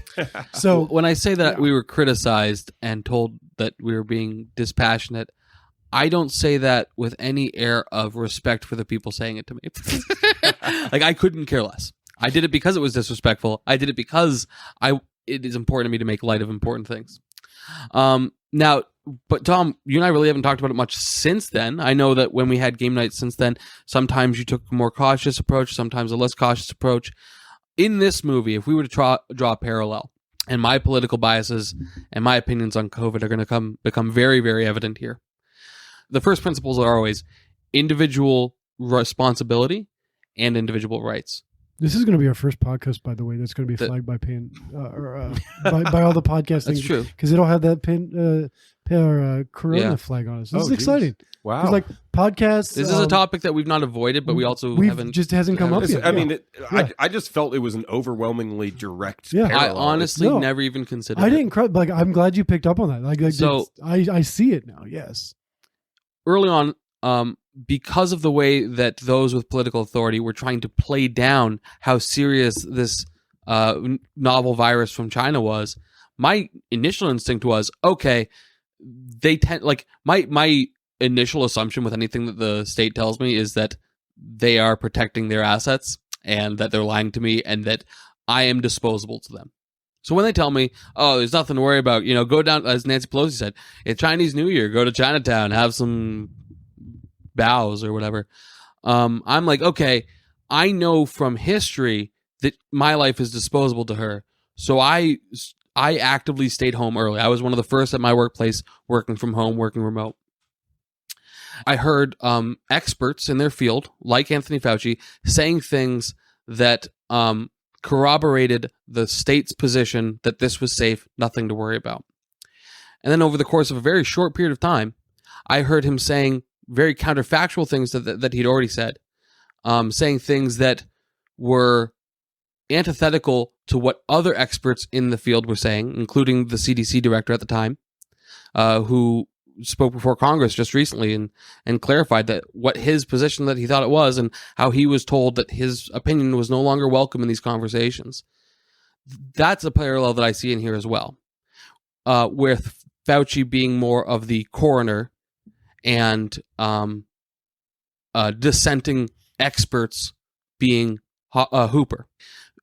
the dissenting experts that don't have political authority, they really don't have nothing to lose either by being honest with what they think might be happening, right? And that's an important thing when we talk about both with the early parts of this movie as well as the early days of the pandemic. Nobody knew. There was only assumptions, and there was a lot of fear mongering, and that was the biggest thing. It was like, and that's what frustrated me is like, just to get personal, like that was disheartening. I mean, like just like getting on people's emotions and stuff. Like it was all clickbait. Like everything, like it was just like no one knew. Like literally no one knew. Well, like, I mean, in the early days when I'm staying home, all my left-wing friends are telling me, "Oh, you're crazy. There's nothing wrong. You're being xenophobic." And I'm like, "No, I'm trying to protect my wife and family and my mother who has a autoimmune disease." Right. And I being involved with student ministry and stuff. Like now I personally know now seniors who don't get to walk at graduation, who don't get to go to their prom. Like, and those are small things, but they're big in things. a matter of their whole life. But they are huge. There's huge things in the moment. Yeah. It's like for me, it's just like I will gladly stay home for a group of seniors to go to their prom.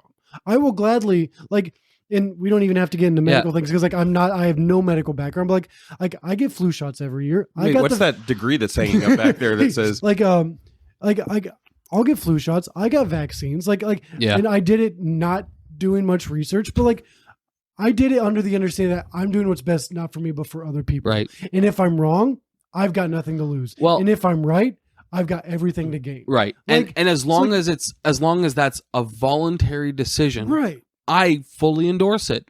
I might disagree with the decision itself, but I respect your right to make that decision. Now, I'm not going to become a corona expert in the time that I've stepping outside of the parallel to this movie. Come out to go, oh, I know enough to know that you can't trust this. I didn't you can't no one's gonna know that. Well, I mean, you don't have like a 1980s movie montage where you've got some beakers with some bubbles and you're like sitting there everybody's watching. Yeah, and then all of a sudden the vaccine comes out. Yeah, so the vaccine comes out and you're like, yeah, I know exactly what this is. I figured it. I created it. I'm ready, boys. So, and I'm as a free market anarchist, there is a kind of an odd situation here where I say, on the one hand, we shouldn't have an FDA, and people should be able to choose to try experimental drugs, and in that way we can iterate on drugs a lot quicker and we get the results a lot faster.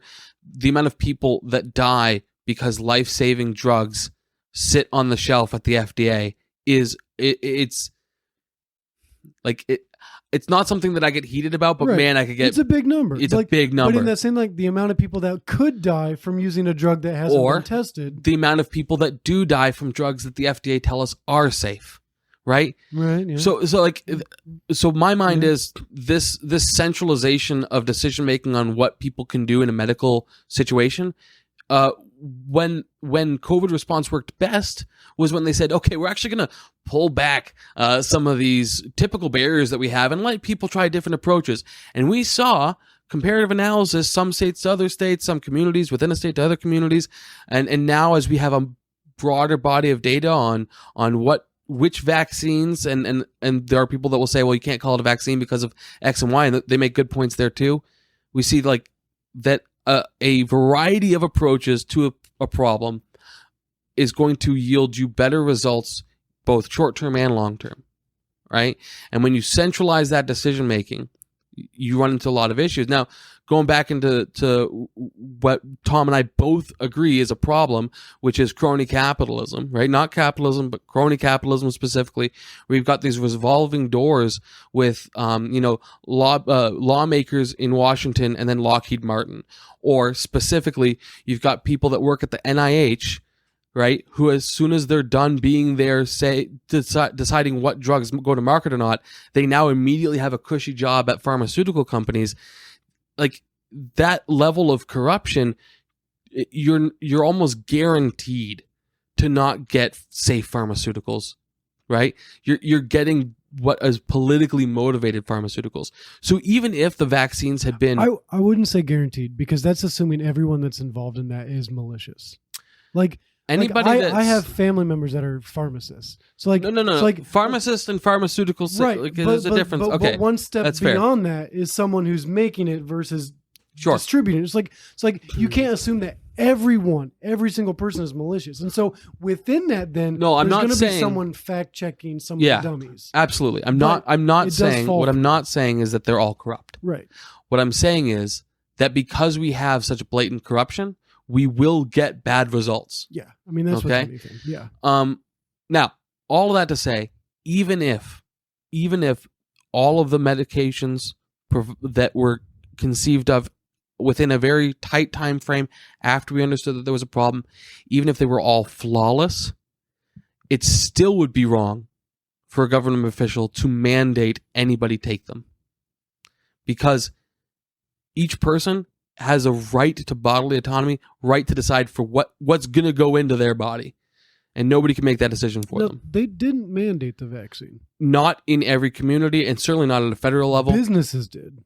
And I want to Like, clarify. People lost jobs because they didn't. I want to vaccinate. clarify. I think it's scummy for a business to mandate this. I agree with that. But I absolutely agree. These with that. businesses that were mandated it, most of these businesses, everyone specifically that I've specifically looked into, so I can't say all of them, but everyone that I've looked at, these were people who are politically close to power, and so they have a personal incentive to mandate it because they were getting pressure, though not clear instruction to mandate it, or they themselves are like subsidiaries of BlackRock, who owns Pfizer, right? Like, so like there's a lot of high level corporate corruption as well.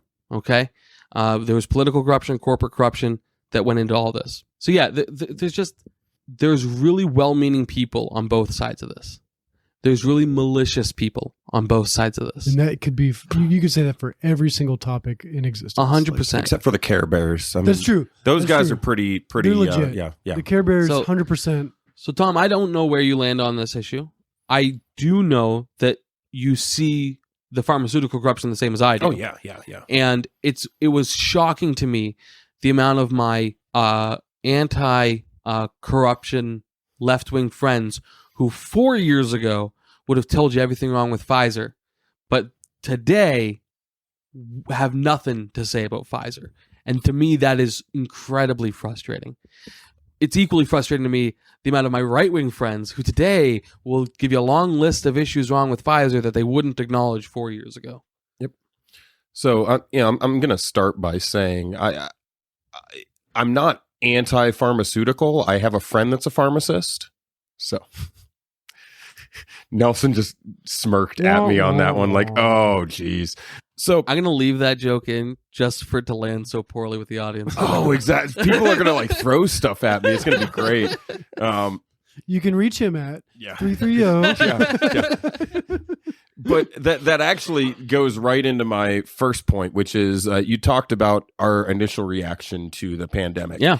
And both of us have a very, it's one of the reasons we get along so well, is we have a very satirical mindset. Yeah. We do understand the fine line between satire and bullying. Mhm. And like the idea of, so Or we try to. to mention the movie Jaws real quick. Oh, yeah, it's a good movie. Yeah, I heard that. I heard it's decent. Yeah. So there is so at the town hall scene, the one, now granted it's a bad joke. It's not even remotely funny, like not because it's inappropriate, just because it's not a funny joke. But the one guy says, "So is the $3,000 in cash or check?" Yeah. And then the one woman's response is, "That's in bad taste," or whatever she says. Yeah. I mean, It wasn't bad taste. But the more offensive thing is that it wasn't very funny. yeah, well, exactly. I was going to say, it's like it just wasn't funny. But both Nelson and I have a satirical approach to things. Yeah. And so like we found satire in the fact of there's a impending pandemic. And so the idea of us sitting around a table in close quarters playing a game called Pandemic, we're just sitting around sipping on Coronas because it's funny. And that is my view in a lot of things is like when the pandemic comes up, and Jeff, you were talking about, fear in the pandemic, and that's very true. Yeah. And one of my responses to when something's scary is if I don't make light of it, if I don't find the hypocrisy or the humor in something, then I can get caught in that fear. And so making a joke of it didn't mean that anybody that dies from the pandemic that I don't feel for them. And that's one of the other reasons that Nelson and I get along so well, even with varying political and religious views, are that I very much believe Nelson is a great human that cares a lot about people. It's up for debate for me. I'd personally disagree. Yeah. This is episode 15. I haven't made a decision yet. Yeah. You know, so when like we're sitting around, we're having fun like that. I know that we're doing it in jest, but we're in the same boat. Now is that a nautical pun? Yes, yes. Now I was starboard and he was port. I'm still a little portly. Yeah. I'm more portly now. It's you both just need to head to the poop deck. But as the pandemic took hold, my view on things is so like things like the mask, which was a very, very big debate. The Jim Carrey movie? Yes. I felt the first one was good, but when they did that like Son of the Mask with Jamie Kennedy, I didn't understand that. Jamie Kennedy of all not, the not options, even that it was bad. I just didn't understand it. Yeah. Jamie Kennedy was not a great option for them. Yeah. Well, and the mask was on the dog, I think. Or the baby. I never saw the movie. I got it in a box of cereal. Yeah. It is in the top 250, so bring me back for Son of the Mask. Yeah. But as the pandemic was taking hold, my view on things is so for masks, it didn't hurt me to wear a mask.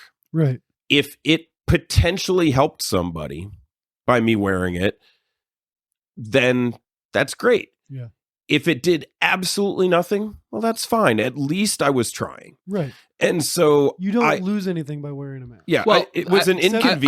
I will say, even before 2019, there was evidence already, and the literature and discussion was changing on the efficacy of masks to control these types of things, with even evidence pointing to negative effects. Right. So you say that you lose nothing, but that's not actually a complete picture. Right. And the thing is that the people that were advocating for it weren't giving or allowing a complete picture.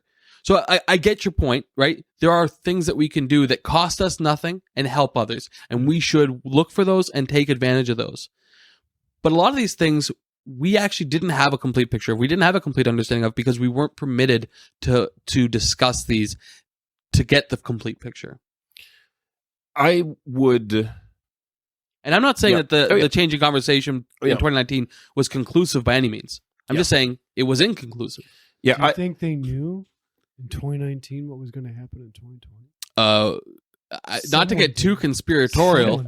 Not to get too conspiratorial, but Nelson, we want to air this episode. The Stormy Daniels, the Bill and Melinda Gates Foundation, which does a lot of incredible and important work, also does things that make you raise an eyebrow. And one of those things that makes you raise an eyebrow was, for example, in 2019 specifically, they had a trial run of what might a pandemic look like.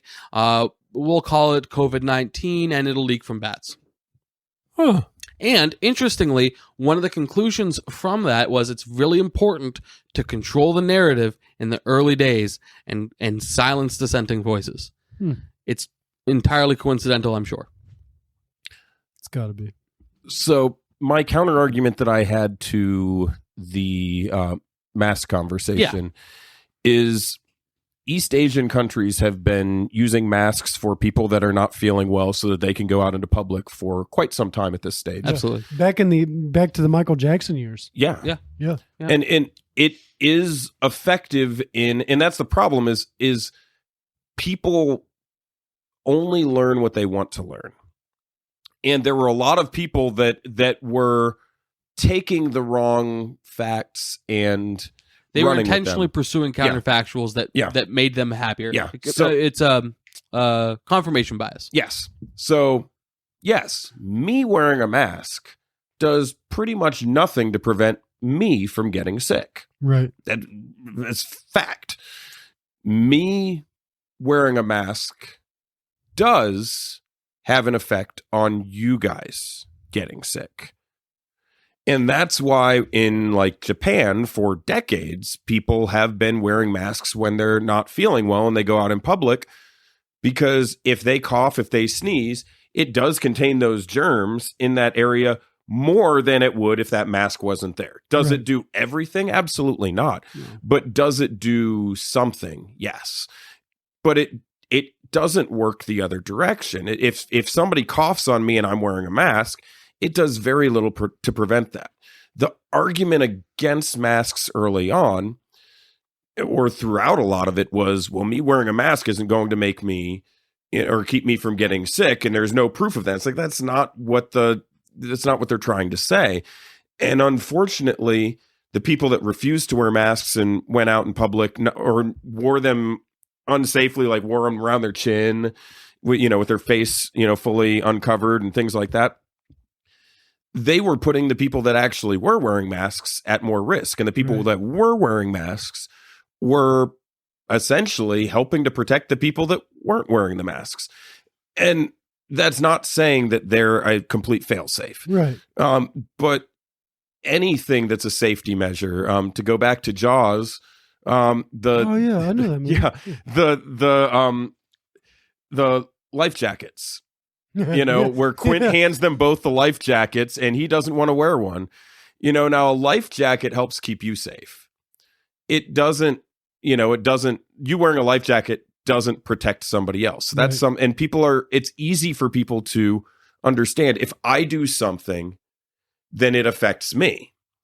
It's difficult for people to be able to understand that if I do something, it affects other people, and I rely on them doing something in order to do the same toward me. It could be comparable to like airplanes, the oxygen mask. Yes. Like they're very heavily like communicate, like put yours on first because then you can help someone else.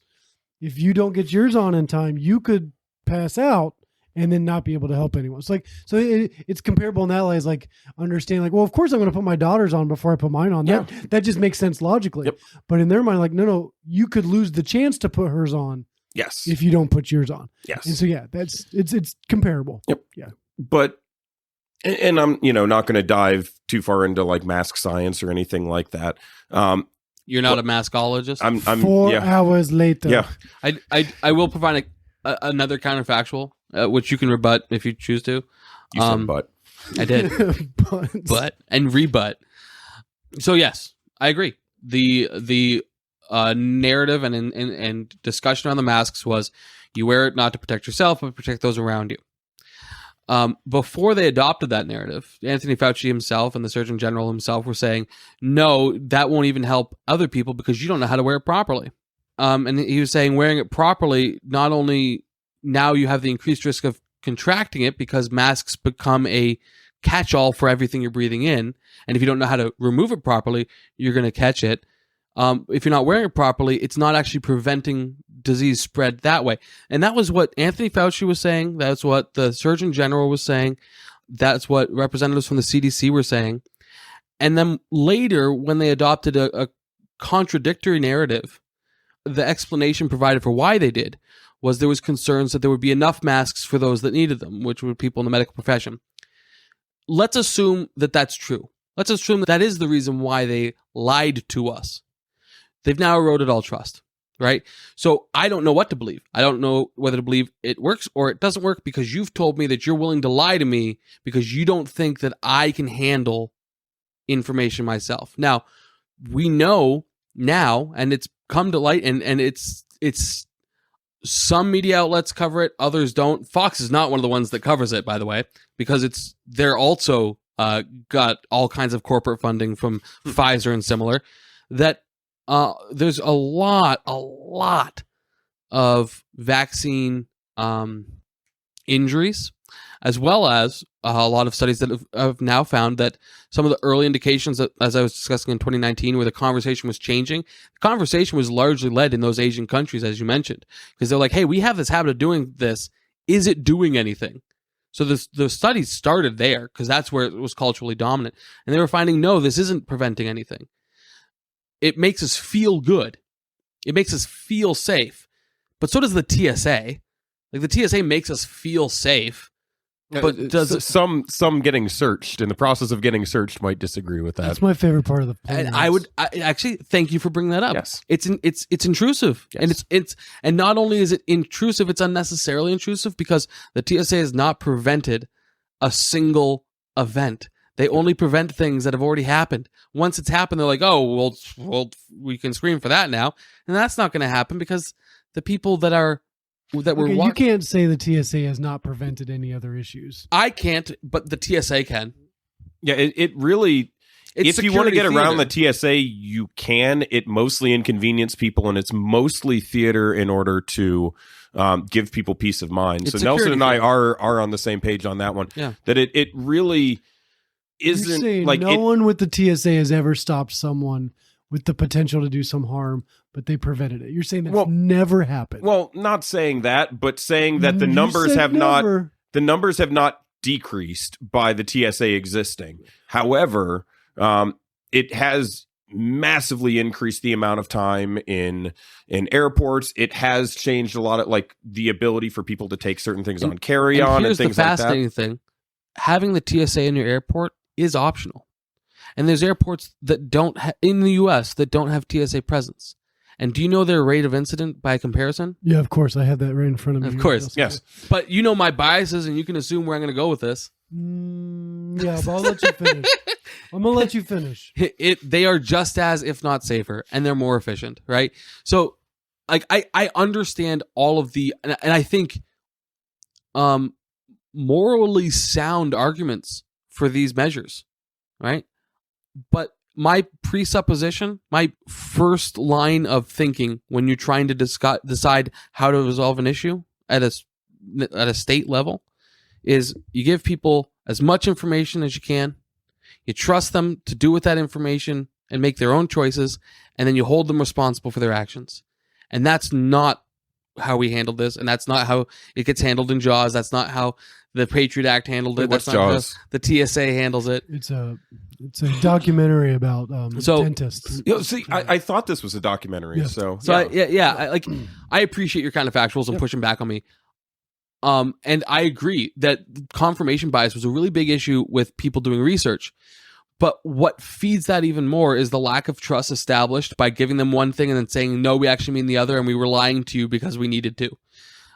But also then past that, we continued to see systematic censorship of any expert with a dissenting opinion.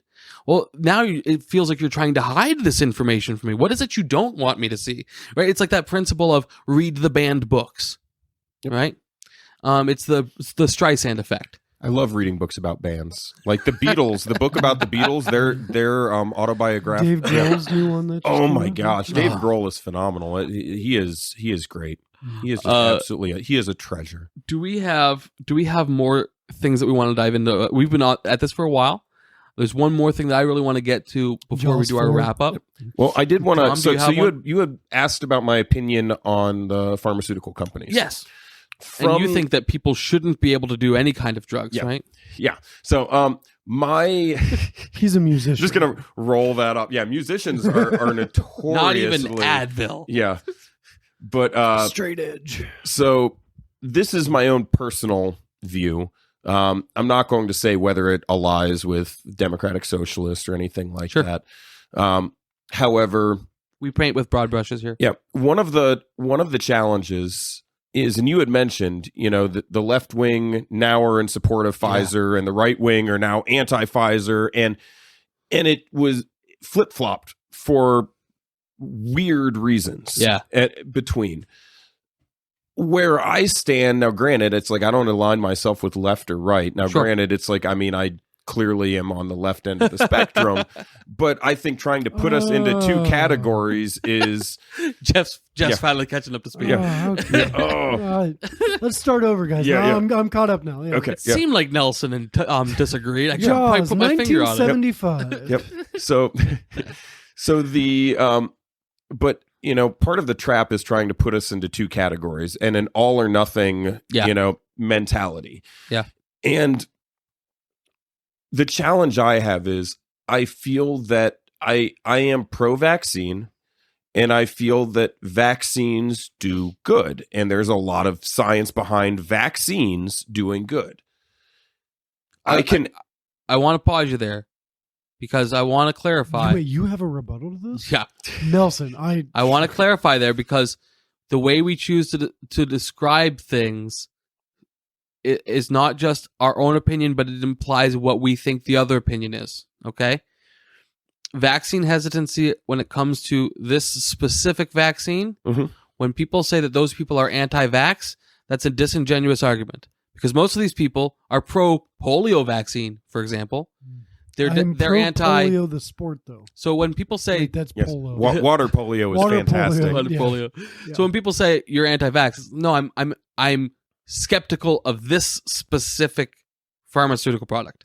Jaws had water polio, by the way. That's why he swam so he couldn't swim without those barrels. So I want to just clarify that and I don't think you're being disingenuous because I know you, Tom. Yep.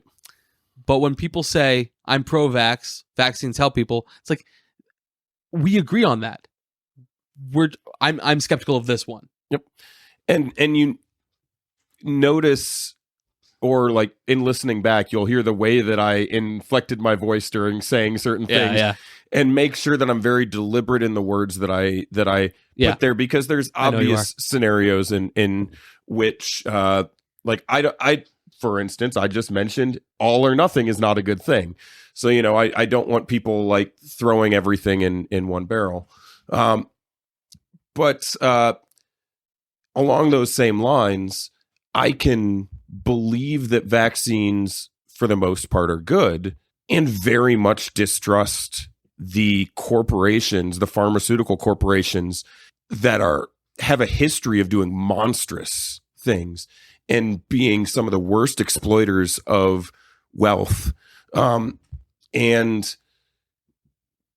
hating the fact that, and I don't like to throw the word hate around very often, but really struggling with the fact that the only people that can provide us with this thing is this evil corporation, according to a lot of my views. And that is a challenge. So it's like, it's not necessarily an embracing of Pfizer in my view. It is what is the other, it's the best option that I can see at this point in time. And I wish it wasn't the only option we had. I would love for pharmaceutical companies to be regulated to the point where they're not saying, hey, yeah, you need to be rich to be able to survive with diabetes, or like, hey, this medication that was $1 yesterday is now $1,000 per pill. Like, it destroys me to think that that's even possible. To say that if we drove across the border to Canada, the exact same drugs would be a different cost because in the United States, they're able to charge a certain amount, but in other countries, they're not. And I can't remember the specifics of it, but I remember John Oliver had done he had done a story on the idea of people shipping pharmaceuticals from Mexico into the United States. Yeah. And the cost of doing that, like all the overhead costs of transporting these medicines, was still significantly cheaper than just getting them locally because of all the extra fees. And it was the same medicine. Yeah. And so like that absolute distrust is still there. And that's probably my biggest terrifying thing, is that we have to rely on these companies.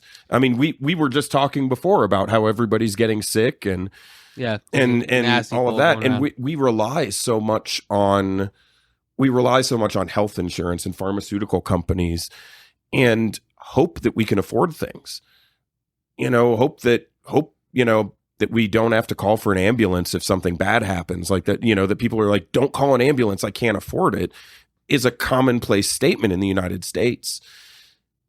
And that makes me really sad.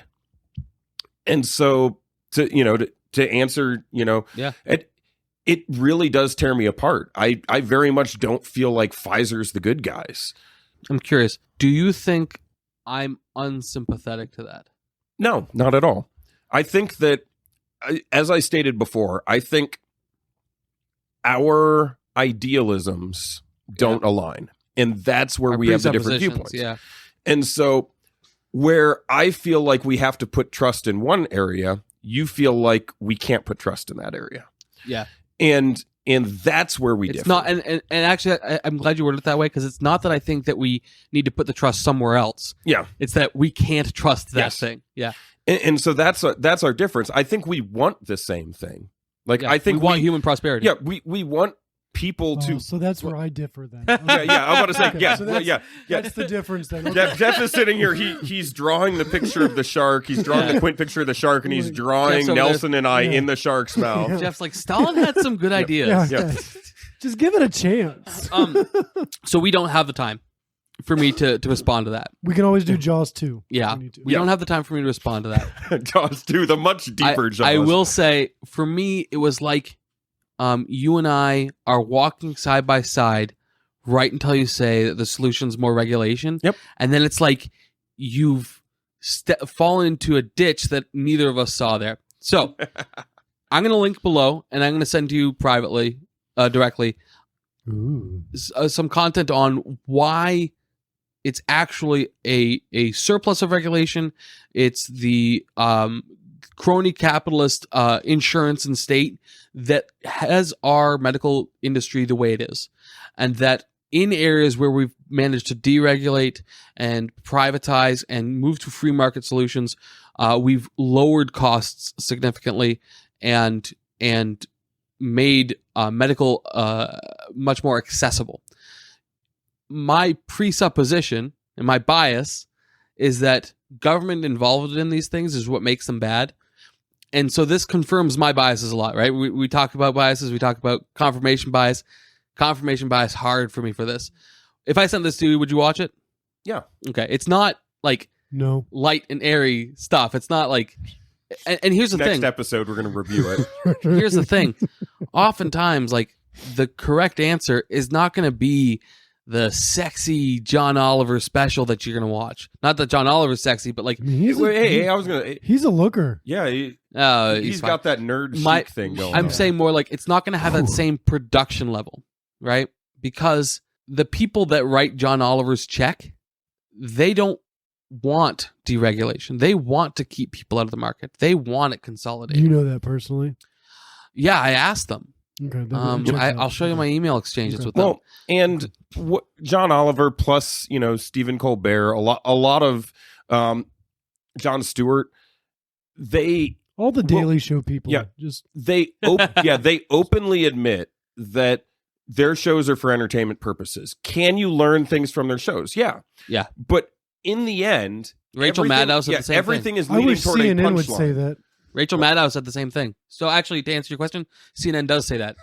Rachel Maddow explicitly said, no, this is not news, this is entertainment. And then recently, Tucker Carlson's lawyers have said a similar thing.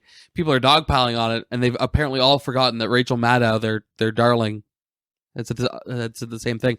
I've got one more thing that, Jeff, I hinted at earlier before we recorded, and then we're going to do our wrap-up. Is that okay with you, Tom? Yep. Tom, you are... as well as being an idealist like me, you're also a pop culture savant. Yes. Are you familiar with the Tommy Westphall universe? No. What? That legitimately surprises me. You're familiar with Saint Elsewhere. Yes.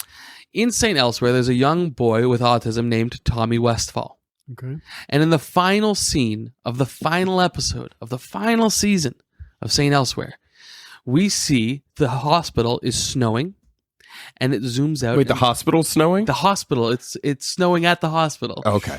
And the camera zooms out and out and out and out until we see that it's inside a snow globe in Tommy Westphall's hand. And he's speaking with his psychologist or counselor who's helping him process his autism, which has been a long story throughout the history of Tommy of St. Elsewhere. From this, there became a theory, because this show had a lot of cameos with characters from other shows, that since all of Saints Elsewhere is in Tommy Westphall's mind, all of these other shows are as well. That's where Mr. Feeney came from. No. Oh, he's on. The actor was also on St. Elsewhere. Yes, I see. Okay, sorry. That's what I'm pulling from this. Continue. Okay, so the license plate swallowed by the shark appears in the films Deep Blue Sea, Red Water, as well as Pushing Daisies episode Kerplunk and The Walking Dead's episode Conquer. Ben Gardner's head appears in Tank of Heads in the Walking Dead episode Say the Word.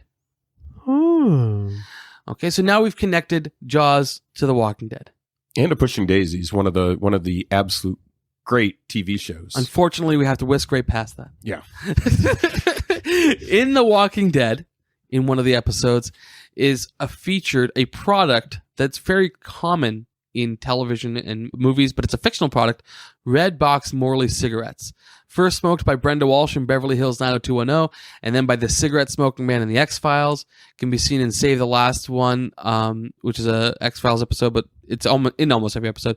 Also smoked by characters in several other shows, like Lois in Malcolm in the Middle, Warwick Brown in CSI Crime Scene Investigation, Madeline Western in Burn Notice, and Spike from Buffy the Vampire Slayer. At the end of Buffy's 3rd season, the characters of Angel and Cordelia was spun off into their own show, Angel. There were multiple crossover storylines between the two series, and 2 other Buffy regulars eventually became regulars on Angel, Wesley Wyndham Prince, and Spike, the smoker of Red Box Morleys. On a board covered in post-its of organizations and law firms connected to Allsafe in the episode 402 Payment Required of Mr. Robot, are several post-its which feature references to film and television productions.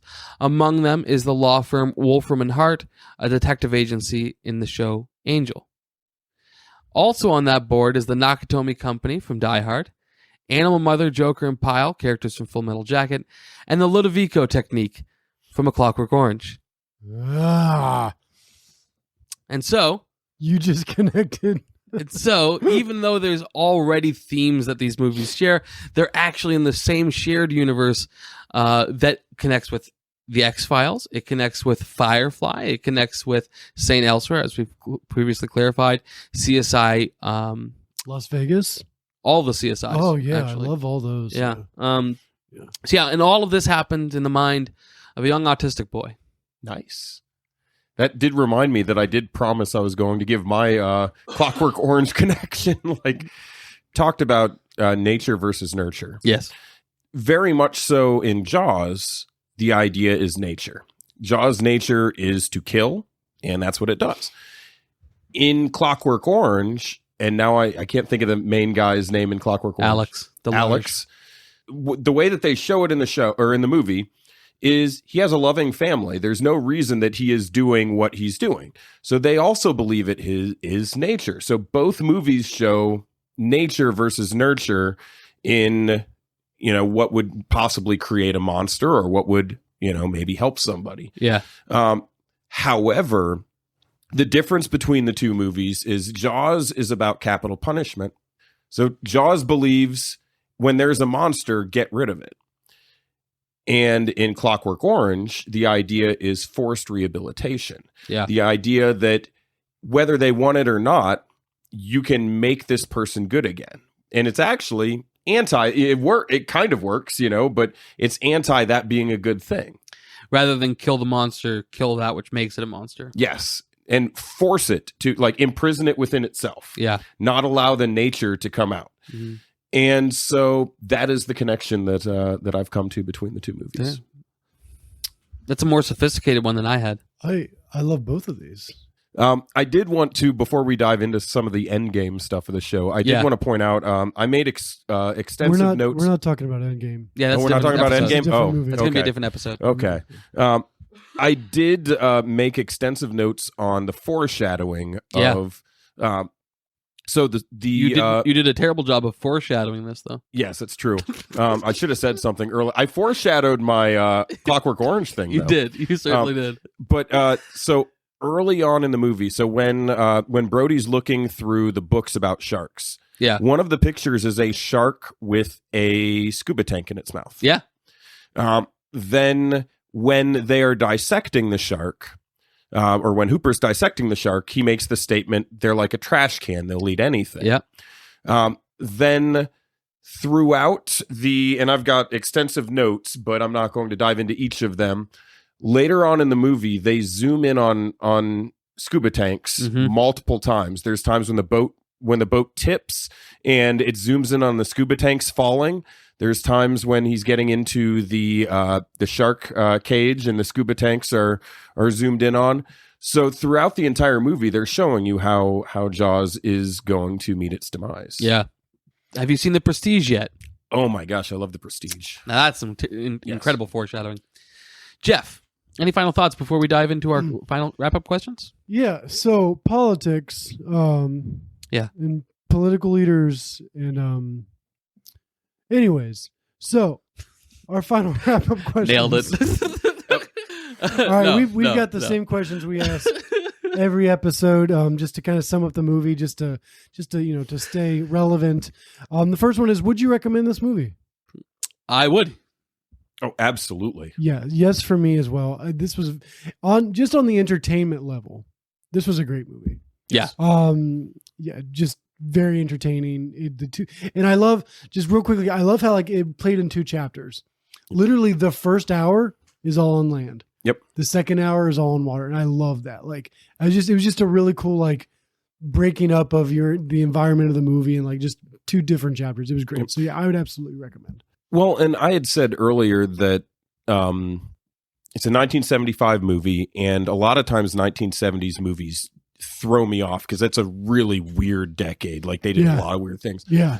This movie ages very well. It is very watchable today. You're getting ahead. Oh, I am getting ahead. I watched this show. Hey, Tom, would this movie age well? Do you think this movie ages phenomenally? Well, how so? Yeah, it's. I mean, there is. Honestly, if I was watching it, if you pop this movie on, aside from some of the dated, the resolution and things like that, the outfits, yeah, I could watch this movie and very much see this as being something that's made today. It's the messages are relevant. We had an entire COVID conversation about it. It's the themes of it are things that continue. The special effects are simple but very good. Yeah. The acting is phenomenal. The storytelling, the characters, everything just hits. It absolutely very watchable today. Ages phenomenally. And we'll stay on that third question then for us. Nelson, do you think it's aged well? Absolutely. Okay. Yeah. We've talked about this in the past. Movies before the 80s, the pacing was real weird. Mm-hmm. The pacing in this is great. I did think that the shark hunt carried on a little bit too long, and the music choices were kind of odd, where it was too lighthearted at times, and I felt like there could have been more tension there. But apart from that, I think it ages really, really well. Yeah. I wouldn't change a thing. I would say though, the shark, because being 50 years old, I'm currently 33 years old. I've seen movies with more practical effects, and either just practical or digital. I've seen both sides done currently relevant. The shark was not as believable as I've seen in other movies, but it didn't change the impact it had. So it would be different, I think, if you'd see the shark and go, the shark was still intimidating, even though you knew it's not as realistic as you've seen since then. Right. But yeah, I agree. I wouldn't change a thing. I think it's, as far as the movie goes, I think it aged well and it fits. It's not outdated at all. Yep. I would change one thing. More denim. Yeah, more denim, longer shorts. Oh, really? There was a lot of man thigh, and maybe this is a personal thing, but I caught myself looking at a lot of the thighs. I'm going, I feel that's another thigh. Old school basketball shorts. It's they can move better. I don't know that there are a lot of people that would disagree with you on that. I agree with you. I think longer shorts. And it wasn't that I was disgusted by it. I was just distracted by it. Do you know why there was a change in short length for basketball? Do you know what caused that? Bigger socks. Michael Jordan liked to wear his college basketball shorts underneath his professional shorts, and so he asked for longer shorts that he could wear over top so that he could continue to wear his college shorts. He wore them for his entire career, and because that's a pretty big statement of having these longer shorts and everybody's wearing these short shorts, people, and he was such a phenomenal player. People were like, well, I want to wear shorts like him. Michael Jackson. Michael Phelps. Michael Phelps. Yeah. Basketball. I'll have to look him up. Yeah. I admit I wear the long shorts because I also wear Michael Jordan's college shorts underneath my stuff. So it tracks. All right. Second to last question here. Would you guys change the rating? This movie was and is rated PG. I would say for language, it's pretty good. Language is mild. You do get a lot of religious cursing. Yeah, I got you. I don't know how better to phrase that. But like you get cursing used with God or Jesus. Yeah. Yes. You don't have Frenchmen going tabernacle the whole time. Sacre bleu. No, but there is a gratuitous amount of nudity in the first 5 minutes. Well, okay. Oh, I agree that the nudity is enough to not be PG, but it's enough to not even be PG-13. It's not explicit. It's not anything I'd want to ever see. Like, it's not something I'm pursuing after or like I enjoyed. But like, you couldn't make out details of anything. You could.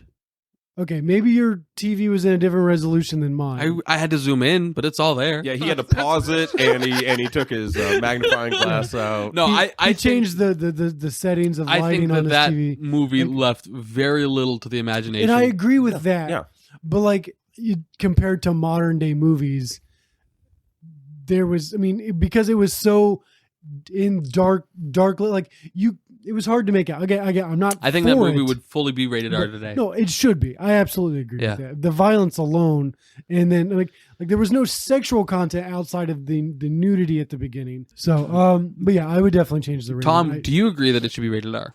Yes. Now, I would say take into consideration. At that point, 1975, there was no PG-13. That's right.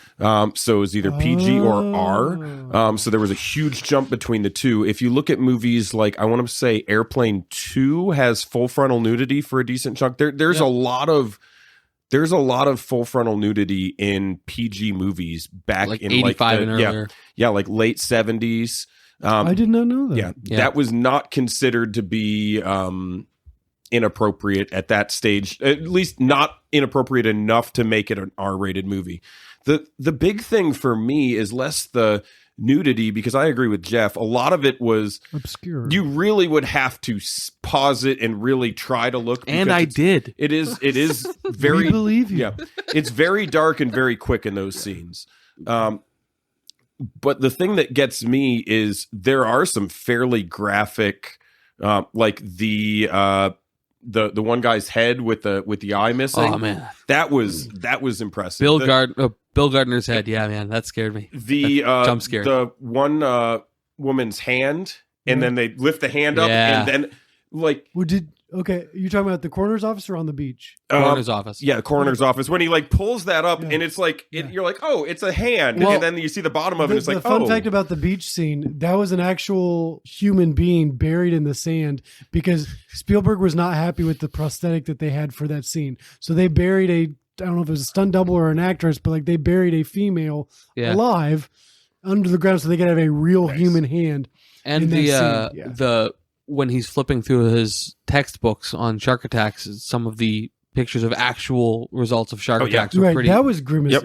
Yeah. So I would say the gore would push it into R more than the nudity. Sexual content, but you also don't typically get an R rating because of any one thing. Yeah, and I would say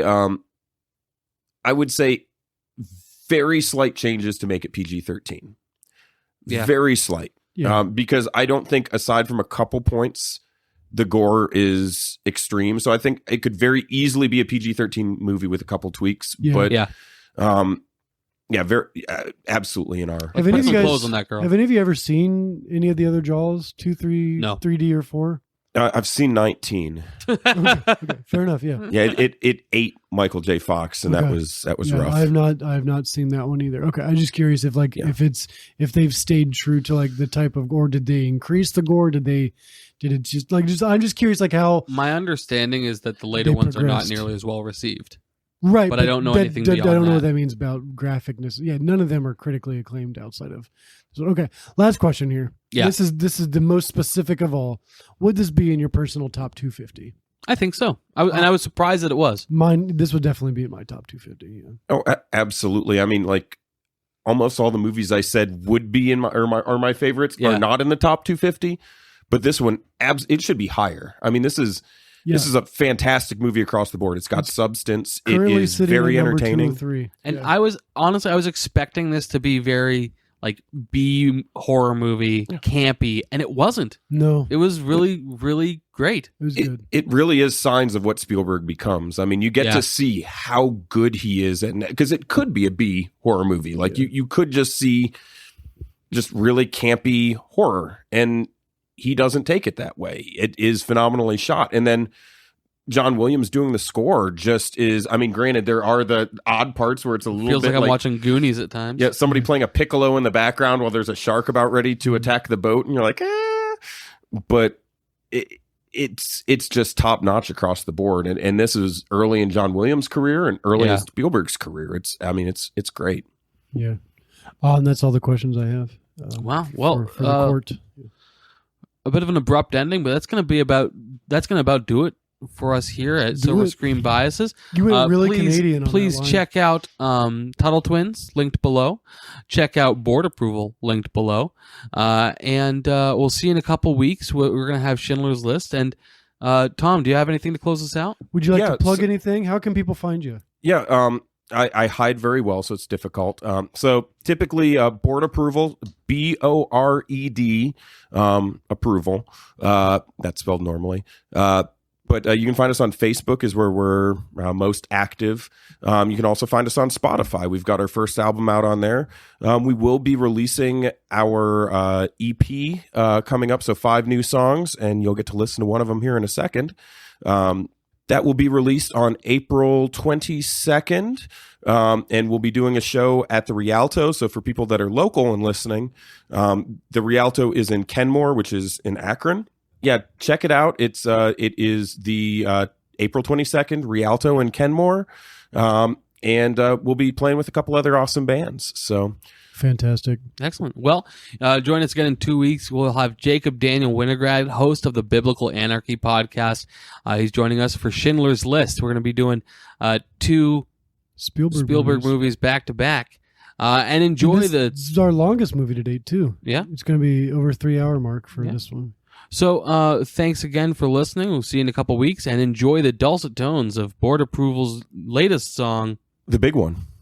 The Big One. We're very specific. Something in the water. There's something in the deep.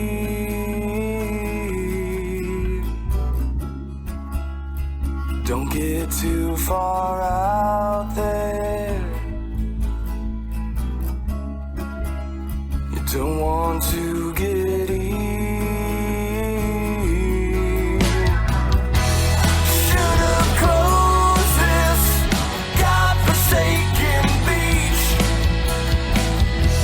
since our salvation is way out of reach. Science and reason, and who needs them when you're getting paid? Should've closed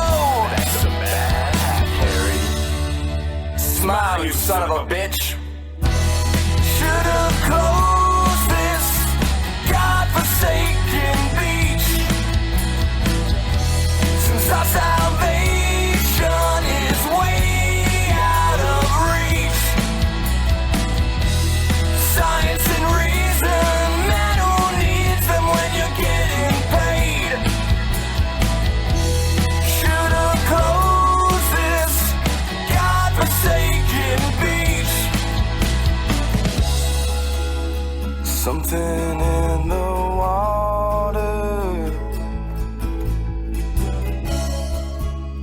something in the deep.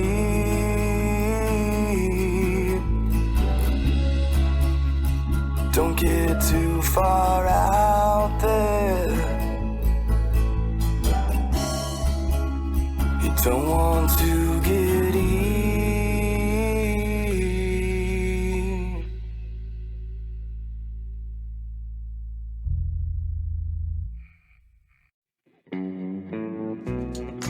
Thanks for listening. We had a great time putting this together for you. To join the conversation, find us on Facebook and Instagram at Silver Screen Biases. And on Twitter at Screen Biases. We believe in value for value, so if you found value in our show, we ask you to consider supporting us. Links to our social media and support can be found in the show notes.